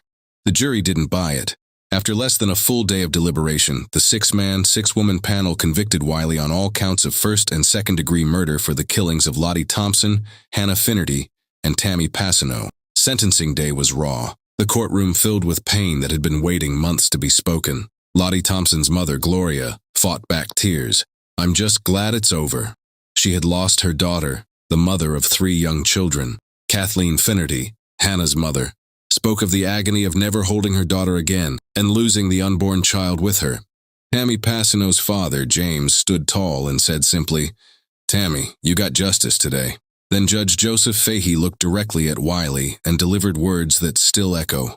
"You're one of those creatures that occasionally slips through the gates of hell and walks among us causing death, pain, and destruction. You killed these people because you liked it. You killed these people because you enjoyed causing pain and death." Fahey sentenced Wiley to life in prison without the possibility of parole for the first-degree murder conviction. He added the maximum penalty of 25 years to life for each of the second-degree murder convictions, stacked consecutively. He also fined Wiley $5,000 for each of the 3 deaths. Wiley showed almost no emotion as he was led away. Later, he recanted everything. In interviews and court filings, he claimed the confession was a lie made under pressure. He spoke of religion and forgiveness, saying he believed in God and didn't like to ask himself what would happen when he died. He insisted he was innocent, but the jury, the judge, the families, and the city had already seen the truth. Nicholas Wiley, the convicted sex offender who refused treatment in prison, slipped through Megan's law and was released with almost no supervision, had slaughtered 3 women in a matter of weeks after walking out of Auburn Correctional Facility. The system that was supposed to protect Lottie, Hannah, and Tammy had failed them completely. In the quiet apartments and trash-strewn alleys of Syracuse's west side, the fear he left behind still lingers. Some monsters wear the face of a neighbor, and once released, some shadows refuse to stay locked away. It was in 1979 that Lemuel Smith, the son of a minister, was sentenced to eternity in prison. 4 terms of 25 years to life for the brutal killings of Albany religious store owner Robert Hederman and his clerk Margaret Byron. She had been 24 times. His throat was slashed so deeply you could see his spinal cord. Hederman's father wept as the bodies were carried out. Smith killed them after they offered him an insultingly low $10 for one of his paintings. Revelations about those killings and others came out during psychiatric testimony at another trial, the 1978 kidnap and robbery of a young legal secretary. Attempting to prove him insane, Smith's attorney allowed him to confess to a series of grisly murders. A court psychiatrist revealed that Smith's dead brother John controlled him during his rampage of violence. The dual personality developed when Smith's mother burned his only companion, a stuffed panda bear. Smith was 14, and from then on, the voice from the grave commanded him to kill. The insanity plea failed. He got another term of 25 to life, and the confessions put prosecutors on a long trail of gruesome, unsolved area murders. One was 46-year-old Dorothy Waterstreet of Amsterdam, stomped and stabbed to death one snowy night in 1958. Smith was a 17-year-old basketball star. Waterstreet's jewelry was found in his school locker, but he was never charged. On Christmas Eve, 1976, he said he slit the throat of 24-year-old Joan Richburg. Her body was found in her car in the Colony Center parking lot. The killer drive struck again in 1977. 30-year-old Marilee Wilson was found with wooden stakes driven into her body. Her chest had been crushed. Her body bore bite marks. Smith was never tried for the Richburg and Wilson murders. Prosecutors thought he was out of harm's way when he was sent to prison, with no hope of parole for 30 years. But it was the bite marks that were to link Smith to the killing of Greenhaven prison guard Donna Payant on May 15, 1981. Payant's body was found in a garbage dump 10 miles away from the prison where Smith was imprisoned. A forensic dentist said there were bite marks on the body, and he said they matched the marks found on Marilee Wilson. They were, he said, the teeth marks of Lemuel Smith. Lemuel Smith, the son of a minister, accused of luring Donna Payant into the prison chaplain's office where he was free to roam. The charge, first-degree murder. The possible sentence, if convicted, death in the electric chair. He was the quiet son of a preacher, the tall basketball star from a God-fearing family, the man who could look you in the eye and speak softly about faith and redemption. On the outside, Lemuel Smith seemed ordinary, even harmless, but inside his head lived something else entirely. A separate presence he called Brother John, a violent prophet, a protector, a killer who stepped forward whenever the migraine struck and the rage boiled over. John did not pray, John punished. And for more than 20 years, no prison, no parole board, and no amount of evidence could stop what the two of them unleashed together. This was no ordinary monster. Lemuel Smith did not simply murder. He hunted with a compulsion that twisted sexual domination, religious delusion, and raw savagery into one unbroken nightmare. Across decades, he left a trail of at least 6 known victims, ordinary people whose only mistake was crossing his path. He stalked women in parking lots and bookstores in broad daylight and in the dead of night. He subjected them to prolonged, sadistic acts before turning them into unrecognizable forms. Bodies were left curled in snowbanks, discarded in garbage heaps, or dumped like refuse after he had taken everything from them. Even behind the walls of a maximum security prison, the voice inside his head found a way to strike again. He lured a corrections officer into a chaplain's office, murdering her in a frenzy that left bite marks so distinctive they matched the wounds on his earlier victims. Brother John never tired. He never felt remorse. While Lemuel floated above the horror like a detached spectator, John handled the dirty work, justifying every scream, every plea, every drop of blood as necessary punishment for sins only he could see. The system failed for decades. Parole boards released him again and again. Police nearly caught him as a teenager, only to watch him walk free because of politics and doubt. He slipped through cracks, crossed state lines, and left a trail of devastated families in his wake. By the time justice finally closed in, Lemuel Smith had become the poster boy for everything society fears most. A man whose evil lived so deep inside him that no cage on earth could contain it. From the very beginning, Lemuel Smith's childhood was steeped in a suffocating blend of religion, loss, and unspoken darkness that no one outside the family could see. The Smith household in Amsterdam, New York, operated under the iron rule of John Smith Sr., a deacon and assistant pastor whose sermons about hard work, prayer, and divine purpose echoed through every room like thunder. The family had fled Maryland after the death of Lemuel's older brother, John Jr., seeking a fresh start in the North. But death has a way of following. The empty space left by the firstborn son became a silent wound that Mildred Smith tried to fill by keeping her surviving boy close, far too close. During his formative years, Lemuel slept in his mother's bed, a habit that blurred boundaries and planted the first seeds of confusion and guilt in a mind already primed for fracture. John Sr. preached relentlessly about the Holy Family, Jesus, Joseph, and the Virgin Mary, demanding perfection from his only remaining son. Lemuel listened with rapt attention, the only child who seemed to absorb every word. To the outside world, he was the tall, athletic boy who towered over his classmates, the star basketball player whose skills promised college scholarships and escape from the small-town grind. But inside, something was already breaking. The migraines began early, white-hot spikes of pain that made the world tilt and blur. In those moments of agony, a voice emerged, gentle at first, protective, sounding eerily like the dead brother he barely remembered. Lemuel named it Brother John. He told no one. Not his strict father, not his mother, not the other children at school who already viewed the quiet black boy as an outsider.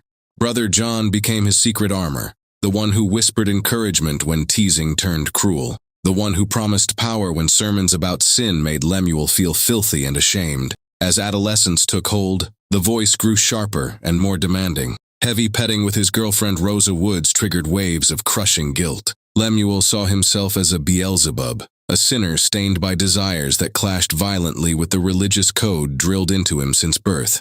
Every touch, every stolen moment with Rosa sent him spiraling. Brother John stepped in during those times, offering justification and relief. The migraines intensified, bringing with them the fuzzies, trance-like dissociative states where Lemuel's awareness floated outside his own body, watching his life like a detached spectator while John took control. In the quiet of the night, the two of them would review the day's events with cold logic, planning, calculating, deciding what sins needed to be punished so that Lemuel could remain pure. The darkness deepened with every passing year. Lemuel's religious delusions took on grandiose proportions. He convinced himself he was one of the chosen prophets, like Jacob or David in his father's Bible stories, a vessel for divine voices. Brother John was no longer just a comforting presence. He became the enforcer, the one who could act when Lemuel's own hands stayed clean. By the winter of 1958, the fracture had widened into a chasm. Brother John was no longer content to whisper. He was ready to act, to punish, to release the rage that had been building since childhood, to make the world pay for every migraine, every sermon, every forbidden urge Lemuel had been forced to swallow. What began as a child's secret companion had evolved into something far more sinister. A violent prophet lived inside him now, patient and calculating, waiting for the right trigger. A red scarf in the snow, a woman walking alone, any ordinary person whose presence reminded Lemuel of the guilt he could never escape. The boy who once sat quietly listening to his father's sermons had become something else entirely. The voice that called itself Brother John was no longer protection. It was a compulsion, and it was only just beginning to kill. Imagine a small town buried under a fresh blanket of snow. Amsterdam, New York, 1958. The kind of place where everyone knows your name, your church, and the sound of your car pulling into the driveway. But on the night of January 21st, something evil slipped between the cracks. 16-year-old Lemuel Smith walked his girlfriend Rosa home through the falling sleet, his tall shadow stretching long under the streetlights. That night, after leaving Rosa at her door, the cold should have calmed him. It didn't. The guilt from their heavy petting twisted into something darker. His head pounded, the world narrowed, and then he saw her. Dorothy Waterstreet, to everyone who loved her, was hurrying home from her church women's meeting. 46 years old, mother of 4, treasurer of the Heralders Group, bundled in a gray coat with her daughter's bright red plaid scarf wrapped tight against the freezing rain. She was just 1 block from her front door, 1 shortcut through the empty Acme parking lot. Her porch light glowed like a beacon in the distance. She had no idea she was being watched. Lemuel's footsteps quickened. The scarf flashed red in the dark. To John, it wasn't a scarf. It was a signal, a harlot's mark. The voice took control. What happened next was savage. John grabbed her from behind. Dot spun, eyes wide with terror. She whimpered. She begged, "Take the money, just take it." But this wasn't about money. An iron pipe appeared in John's hand, scavenged from the frozen ground. The first blow cracked across her face. She staggered. He struck again, and again. Fists, pipe, boots. The snow turned crimson. She crumpled into a fetal position near a garbage can, blood freezing on her skin, her pleas fading into nothing but wet, broken gasps. Lemuel stood over her, detached, floating outside his own body like a spectator at someone else's nightmare. John had done the work.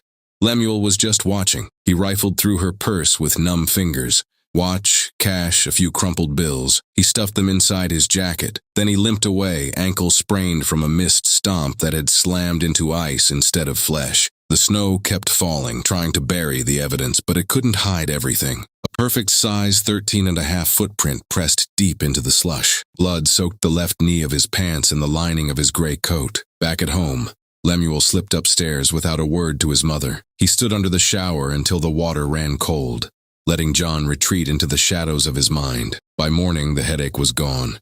He ate cornflakes like any other teenager, grabbed his books and headed to school. He even showed up for basketball practice, sinking shots like nothing had happened. But across town, the nightmare was just beginning. A neighbor pastor spotted the body first. Cops swarmed the parking lot. A beloved local mother beaten to death steps from her own home.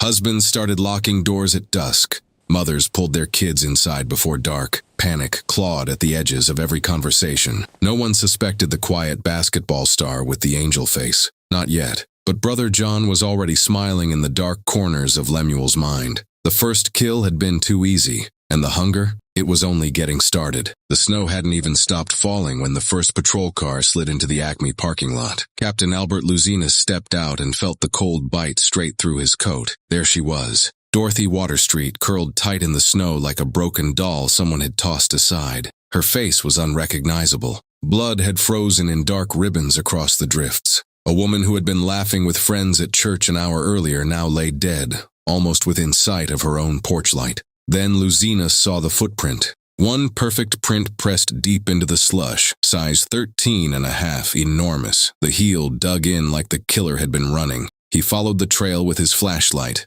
The prints led away from the body, past the abandoned foundry, straight toward Cedar Street, right into Lemuel Smith's neighborhood. By sunrise, the hunters had their scent. They learned the tall basketball star had been seen in the area that night. They discovered the gray overcoat rushed to Mohawk Cleaners first thing the next morning, a rush job for a dance that didn't exist. When detectives finally got their hands on his pants, the dark stains on both knees screamed the truth.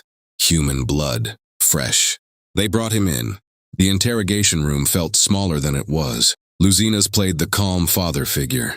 Detective Victor Stark glared like he already knew the boy was guilty. Lemuel sat tall and quiet, but his eyes kept flicking to the door. Every few minutes, the same soft plea slipped out. "Can I call my mother?" They measured his shoes. Exact match. They walked him through his story. It crumbled. They asked about the blood. "Spaghetti stains," he said. The next afternoon, they tried to move him to the district attorney's office for more questioning. That's when everything exploded. The police car slowed at a red light on Division Street. Lemuel slammed the door open and bolted, sprinting down the icy sidewalk, screaming, "Mommy, Mommy," at the top of his lungs. Stark drew his firearm and nearly fired. The teenager cut across Cedar Street like a ghost and made it home, pounding on the front door until his mother yanked him inside. The neighborhood heard the shouts, the gun, the panic. By the time Reverend Smith arrived and a high-powered former district attorney walked through the door, the moment had slipped away. Political pressure surged. Black activists stepped in. Rumors tore through Amsterdam that the undertaker had killed his own wife to hide an affair. Race, religion, small-town politics, everything muddied the water.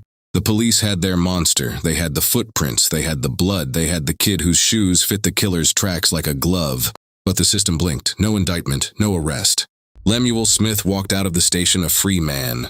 Somewhere deep inside his mind, Brother John smiled in the dark. The voice had just learned something important. It could kill in plain sight and still walk away. The hunger didn't fade. It sharpened, and the next time it woke up, it would be even hungrier. Lemuel stepped back into the world as if the snow in that parking lot had never turned red. His mother saw the storm clouds gathering, the stares from neighbors, the hushed conversations that stopped whenever she entered a store, the way people crossed the street to avoid her son. She made the decision quickly. In early July 1958, just months after Dorothy Waterstreet's body was found curled in the snow, Mildred Smith packed their belongings and moved the family south to Baltimore, Maryland, to live with her sister. It was supposed to be a fresh start, a place far enough away that the nightmare of that freezing January night might finally fade. They arrived on the night of Sunday, July 6th. The humid summer air felt thick and oppressive, nothing like the crisp cold of upstate New York. It took Lemuel less than a week to prove that distance meant nothing to what lived inside him. On the evening of July 12, 1958, Brother John stirred again. The migraines had returned, pounding behind Lemuel's eyes like a hammer against bone. The voice, that protective, punishing presence he had first heard as a child, was no longer content to wait. Lemuel walked into the brilliant dry cleaner and dye shop on Monroe Street in West Baltimore, the sharp chemical smell of cleaning solvents hanging heavy in the air. Behind the counter stood 25-year-old Edna Johnson, a hard-working woman simply trying to finish her shift and get home. She was alone, vulnerable. To the fractured mind of Lemuel Smith, she became the next target in a long, unbroken chain of rage. Why her? In the quiet, terrifying logic of his divided psyche, Brother John had already decided. Any woman who crossed his path at the wrong moment could trigger the delusion. A flash of color, the simple fact of being female and accessible. The way she moved or spoke. It echoed the red plaid scarf that had set John loose in Amsterdam. To John, Edna wasn't just a clerk.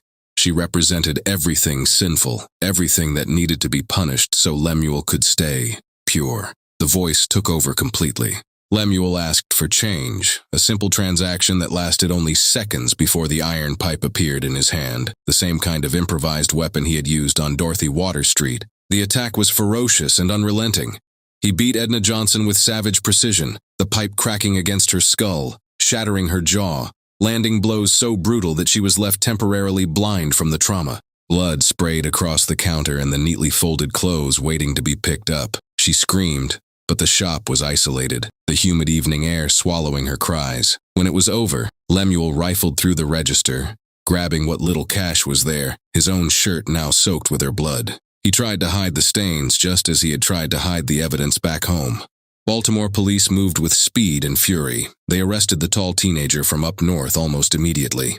The brutality of the assault shocked even the most hardened detectives in the city. In court, prosecutors painted a chilling picture, declaring him a mad dog would-be killer who had nearly destroyed an innocent woman in a frenzy of violence. The nickname clung to him like a brand, Mad Dog. On January 24, 1959, a jury convicted Lemuel Smith of assault with intent to rob and assault with attempt to kill. The judge handed down a 20-year sentence in the Maryland Penitentiary on Forest Street. 20 years behind bars should have been the end of the story, but prison could not touch Brother John.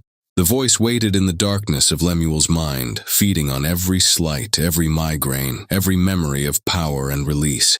It grew stronger, more impatient, more certain that the outside world was full of people who deserved to suffer. The revolving door of the justice system, parole boards who saw only the quiet, church-raised boy on paper, would eventually creak open again. When it did, Mad Dog would return north, the compulsion no longer satisfied with beatings or broken bones. It wanted permanence. It wanted bodies that would never get up again. And the next time the voice spoke, nothing, not distance, not prison walls, not even the passage of years, would be able to hold it back. Lemuel Smith had already spent nearly a decade locked inside the Maryland Penitentiary on Forest Street by the time the parole board decided his debt to society was paid. He had been sentenced to 20 years, yet the system, strained by overcrowding and the era's growing emphasis on rehabilitation over permanent removal, saw enough on paper to set him free. He attended prison services regularly, wrote letters expressing remorse, and kept his file free of any major violent outbursts that would have raised red flags. The board viewed him as a success story,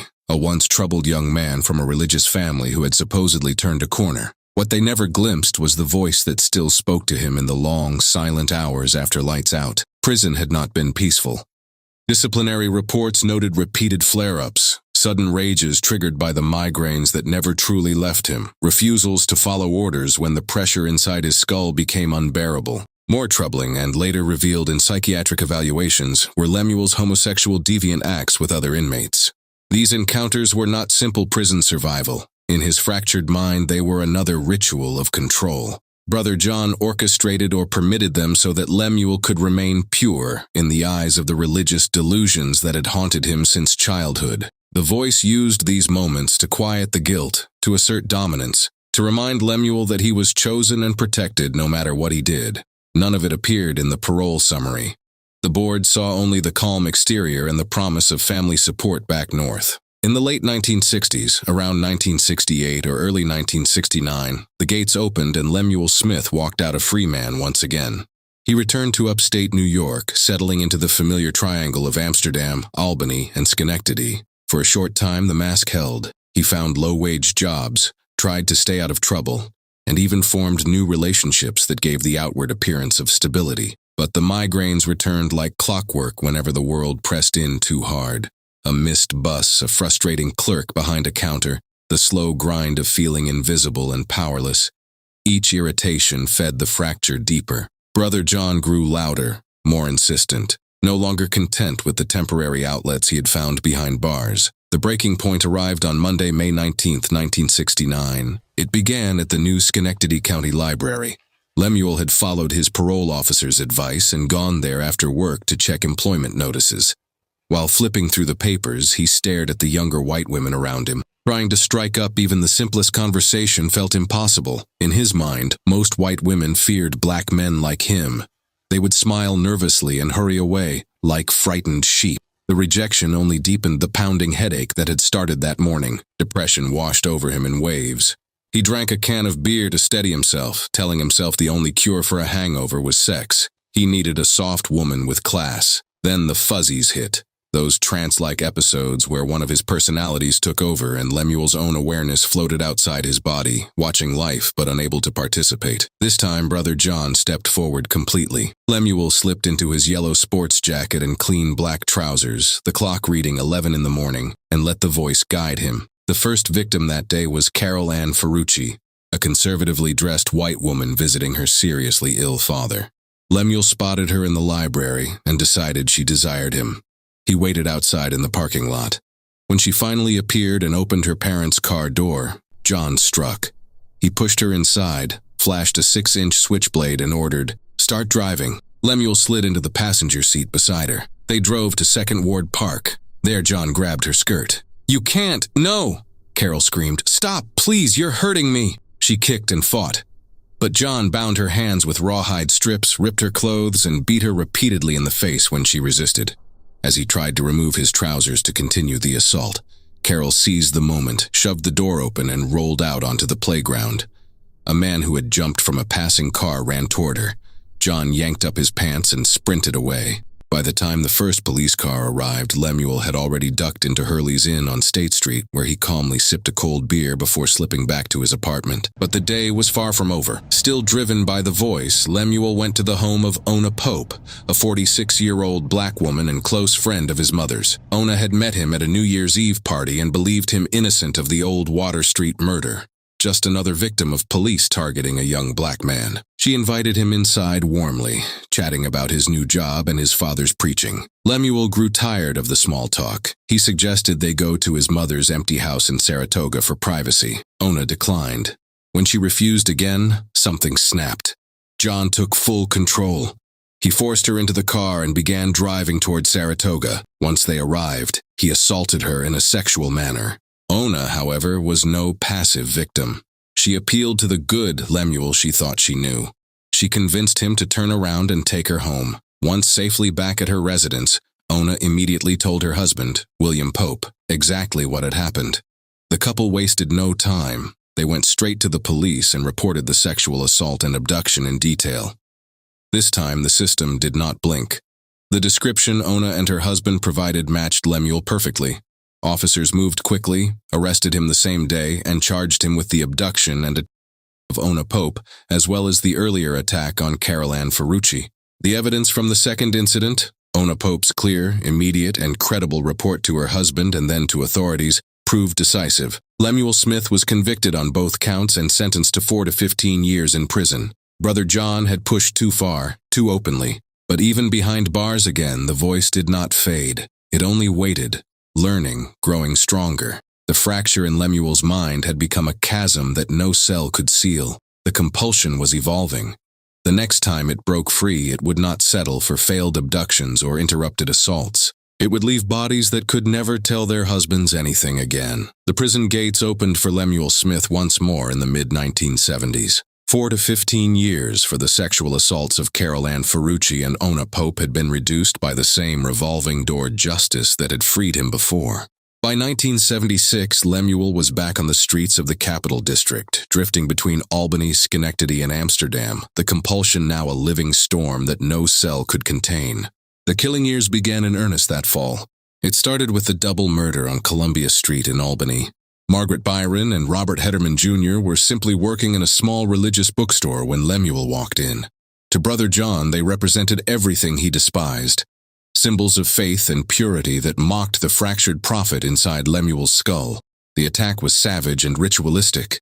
John unleashed a frenzy of slashing and stabbing, leaving the scene drenched in blood and religious items scattered like broken offerings. Lemuel later confessed in chilling detail to his social worker and psychiatrists.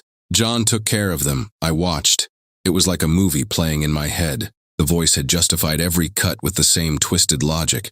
These people were obstacles, sinners in disguise, vessels that had to be emptied so Lemuel could stay pure. Barely a month later, on December 23, 1976, the horror escalated at the Colony Center Mall. Joan Richburg, a schoolteacher doing last-minute Christmas shopping, was abducted from the parking lot in broad daylight. Brother John chose her because she was alone, vulnerable, and reminded him of the women who had always triggered the migraines and the rage. He forced her into a car, drove to an isolated spot, and subjected her to a prolonged nightmare of sexual assault and throat-slashing before dumping her body. The pattern continued in Schenectady. Marilee Wilson fell victim to the same signature: sudden abduction, sadistic violence, and a body left for police to find. Police agencies in Albany PD, Schenectady, Colony, and the New York State Police Bureau of Criminal Investigation pooled resources in a desperate manhunt. Detectives like Ted Flint, Richard Gannon, and Donald Pinto worked around the clock, chasing footprints, blood evidence, and witness descriptions that kept circling back to a tall, quiet black man with a history no one had fully connected yet. In the meantime, Lemuel continued to hunt. In January 10, 1977, a tall, disheveled black man pushed into the dank basement of an aging 1895 brick gift shop. 60-year-old Beulah Nana Southwell ran the cramped family operation out of the worn space with her daughter and 22-year-old granddaughter Denise. Earlier that morning, the stranger had ducked in from the driving snow to keep his paintings dry. He took a garbage bag from Nana with a quick thanks and slipped back out. Hours later, with the daughter gone and the store empty, Denise was alone at the counter when the same man returned. He lingered, asking about useless trinkets, then claimed he couldn't open the exit door and demanded she step into the dim hallway to help. Denise's gut twisted. She screamed, "Nana!" and bolted for the stairs leading up to the lawyer's offices. Nana rushed forward.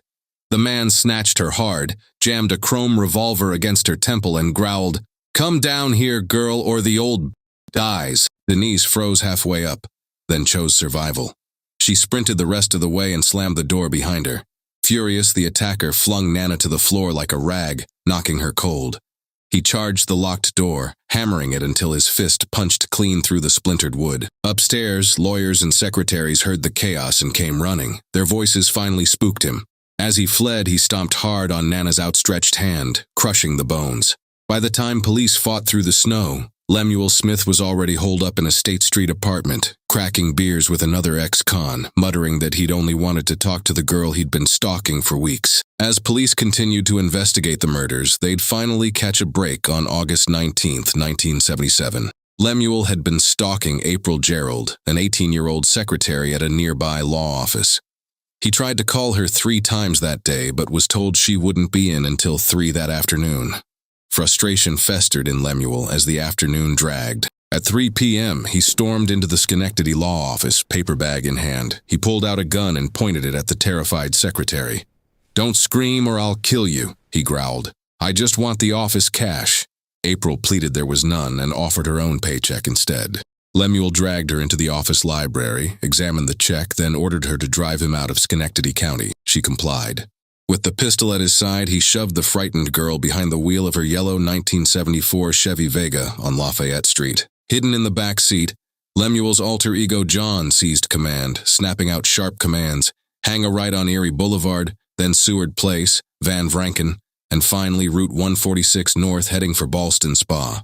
John had spent days coldly plotting every step of the horror. His goal was to violate and kill the girl at their mother's vacant house in Saratoga, a 45-minute drive away, deliberately far from their usual stalking grounds in Schenectady. April clutched the wheel in numb dread, burning every road marker into her memory. Rexford, Ballston Spa, silently begging for any patrol car to appear. Her mind raced to her strict Italian father, her anxious mother who phoned constantly to make sure she was safe, and the exciting date she had planned that evening with her new boyfriend, a young Albany cop. John ordered her to stop at a gas station payphone. "Call your mother. Tell her you're working late. One wrong word, and you're dead." April's home line rang busy, so she dialed the next-door neighbor instead, struggling to keep her voice steady and ordinary while her captor listened. They finally pulled up to the silent, century-old wooden house at 130 Vision Street in Saratoga. John bound the teenager like cattle in the living room, lying that others would soon free her. He loosened her ankles, cinched her wrists behind her back, and hauled her upstairs to a bedroom. Then he sexually assaulted her for hours. Hours later, they abandoned the house. Still bleeding and shattered, April was made to drive again. On Kinnis Road, John hurled her pocketbook, complete with all her identification, out the window. She realized at this point Lemuel was going to kill her. Meanwhile, Rotterdam Police Lieutenant Paul Fabian had been tipped off by attorney Joe Fazone. Detectives reached April's panicked parents. Tony and Antoinette Gerace instantly knew disaster had struck. Their daughter never missed family dinner or failed to check in. They phoned everyone in their close-knit Rotterdam neighborhood. Word spread fast that the yellow Vega was gone. Dispatch blasted the bolo across the entire Capital District. Yellow Chevy Vega, 18 years old, blue and white blouse, white pants, large tan pocketbook. Colony officers John Grebert and Bill Lockhart spotted the matching car near Rossano's farm store. They stopped it at the corner of Central Avenue and Arcadia Court. April whispered desperately, "Help me, officer," then collapsed into tears. Lemuel tried weaving a tale. She was his girlfriend. Her parents were racist. This was just a drop-off at the Albany bus station. April screamed the real story. The officers arrested him at once. She warned them he was armed. Back at the Colony station, Lemuel introduced himself as John Smith and insisted April was his fiancée. She was given a short, tearful moment with her frantic parents before being rushed to Memorial Hospital in Albany. Doctors verified she was assaulted in a sexual manner through thorough exams. April guided investigators through a full reenactment of the kidnapping, then returned to Saratoga with senior investigator Dick Gannon. She took them directly to the house beside the Stewart ice cream factory, recounting every room in chilling detail. The ropes, the television still tuned to Channel 6, and identified the silver-handled .22 caliber pellet gun. Lemuel eventually confessed to the abduction, but always maintained it was basically a date that turned sour. In his fractured mind, John was still the controlling master, and April, virgin or not, had somehow been evil. Later, he poured his broken delusions into a long, disjointed poem called The Innocent, stubbornly portraying himself as the real victim. Lemuel Smith was transported to the Schenectady County Jail, charged with the kidnapping, sexual assault, and robbery of April Gerace. Then came the forensic breakthrough that began to tighten the noose. Bite mark evidence on one of the victims matched dental impressions taken from Lemuel during earlier arrests. The distinctive pattern, the way the teeth aligned when Brother John had bitten down in rage, linked the mall murder to another unsolved killing. Investigators finally connected the dots to the earlier abductions, the Water Street case from 18 years earlier, and the Mad Dog reputation from Baltimore. Lemuel's alibis, once shaky, now crumbled under scrutiny. Charged with multiple counts of murder and sexual assault, and the machinery of justice finally seemed ready to hold him. But the voice inside his head had one last card to play. The days leading to trial, Lemuel began talking openly to his social worker, Eleanor Lee, and court-appointed psychiatrists. He described the multiple personalities in vivid detail. Lemuel, the good church boy, Lemo, the observer, and Brother John, the dominant killer who took care of things while Lemuel floated above the scene like a detached prophet. He confessed to the murders as part of an insanity defense, claiming John committed the acts while he watched helplessly. "John killed them," he would say with eerie calm. "I just watched." The system had finally caught the monster, or so it seemed. The Poughkeepsie courtroom in the early 1980s felt like a pressure cooker. The wooden benches packed with grieving families, hardened reporters, and investigators who had chased this monster for years. Lemuel Smith sat motionless in the defendant's chair, his tall frame still carrying the quiet, almost gentle demeanor of the church-raised boy from Amsterdam. But the air around him crackled with something darker. For weeks, the trial unfolded like a slow descent into the fractured landscape of his mind, as defense attorneys mounted an insanity plea built on the diagnosis of multiple personality disorder. Psychiatrists and his own social worker, Eleanor Lee, took the stand and described the three distinct personas that lived inside him. Lemuel, the obedient son who still clung to his father's sermons about prophets and purity. Lemo, the passive observer who floated above the horror like a detached spectator. And Brother John, the dominant, rage-filled prophet who stepped forward whenever the migraines struck and the world felt too sharp, too unjust, too full of people who needed to be punished. Lemuel himself testified in a voice that was eerily calm, almost clinical. He described the killings as if recounting a film he had been forced to watch. John killed them, he told the jury and the psychiatrists with flat conviction. "I just watched. It was like a movie playing in my head. I told him to stop, but he wouldn't listen."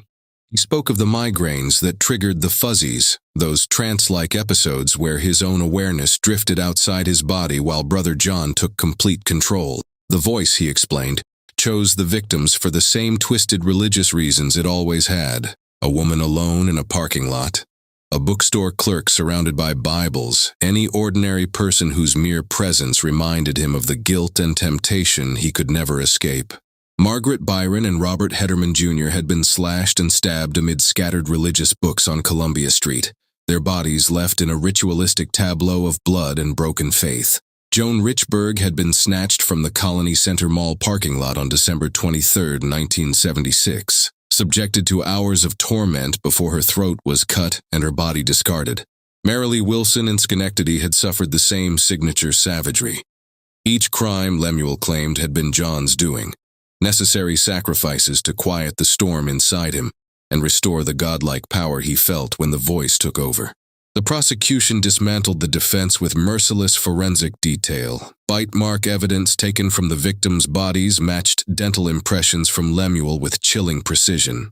The same distinctive tooth alignment that had already linked him to earlier unsolved cases. Bloodstains, footprints, witness identifications, and the unmistakable pattern of sudden abductions and ritualistic violence painted a portrait not of a helpless man controlled by voices, but of a calculating predator who had hidden behind the mask of multiple personalities for decades. The jury listened as investigators recounted how Lemuel's alibis had crumbled one by one, how his confessions to his social worker and the New York State Police had poured out in session after session, each one more damning than the last. Philip Weiss's explosive Village Voice article had already laid bare the homicidal duet of Lemuel and Brother John for the world to read. When the verdicts came down, Judge John Maximum Kline did not hesitate. He sentenced Lemuel Smith to 2 consecutive life terms and looked the defendant directly in the eye. "You are the poster boy for capital punishment," the judge declared. his words cutting through the stunned silence of the courtroom like a final gavel strike. Lemuel was transferred to Green Haven Correctional Facility, placed in the highest security wing where the state believed the monster could finally be locked away for good. At first, it seemed to work. Inside the walls of Green Haven, Lemuel appeared to become the model inmate once again, quiet, cooperative, causing no visible disturbances that would ring any clinical alarms. Guards saw only the polite religious man who kept to himself. But Brother John had never truly left. The voice had simply been biding its time, waiting for the perfect trigger in the one place where no one expected it. That trigger came on a spring day in 1981. Donna Payan, a dedicated corrections officer doing her job, was working her shift when Lemuel managed to lure her into the chaplain's office under a pretext that seemed harmless at the time. What happened inside that room was pure, unrestrained savagery. Brother John erupted without warning, beating her mercilessly, biting deep into her flesh in a frenzy that mirrored every previous attack, mutilating her body in a rage that left no part untouched. When it was over, Payan's remains were stuffed into a trash bag and casually dumped in the prison garbage area, discarded like ordinary refuse. The horror was discovered soon after, and the bite marks on her body told the story before any confession ever could. Forensic dentists matched them exactly to the same dental pattern that had already connected Smith to Marilee Wilson and the other victims. Unmistakable proof that the monster had struck again, even inside the walls of a maximum security prison. The system that had failed for more than 2 decades finally had an airtight case. Lemuel Smith was convicted of first-degree murder for killing a corrections officer while already serving life. Another life sentence was added to the stack, but the damage was irreversible. A woman who had simply been doing her job was dead, her family devastated, and the state was forced to confront the terrifying reality it had ignored for years. No prison, no sentence, no amount of segregation or security could stop what lived inside Lemuel Smith's fractured mind. In the years that followed, Smith would be moved to segregated housing, isolated from the general population, where he would spend the rest of his days. He later recanted everything, claiming a vast conspiracy involving police, prosecutors, and prison officials. But Brother John never recanted. In the quiet of that segregated cell, the voice still whispered in the dark, patient, certain, and forever hungry. The compulsion to kill had outlasted every safeguard society could build.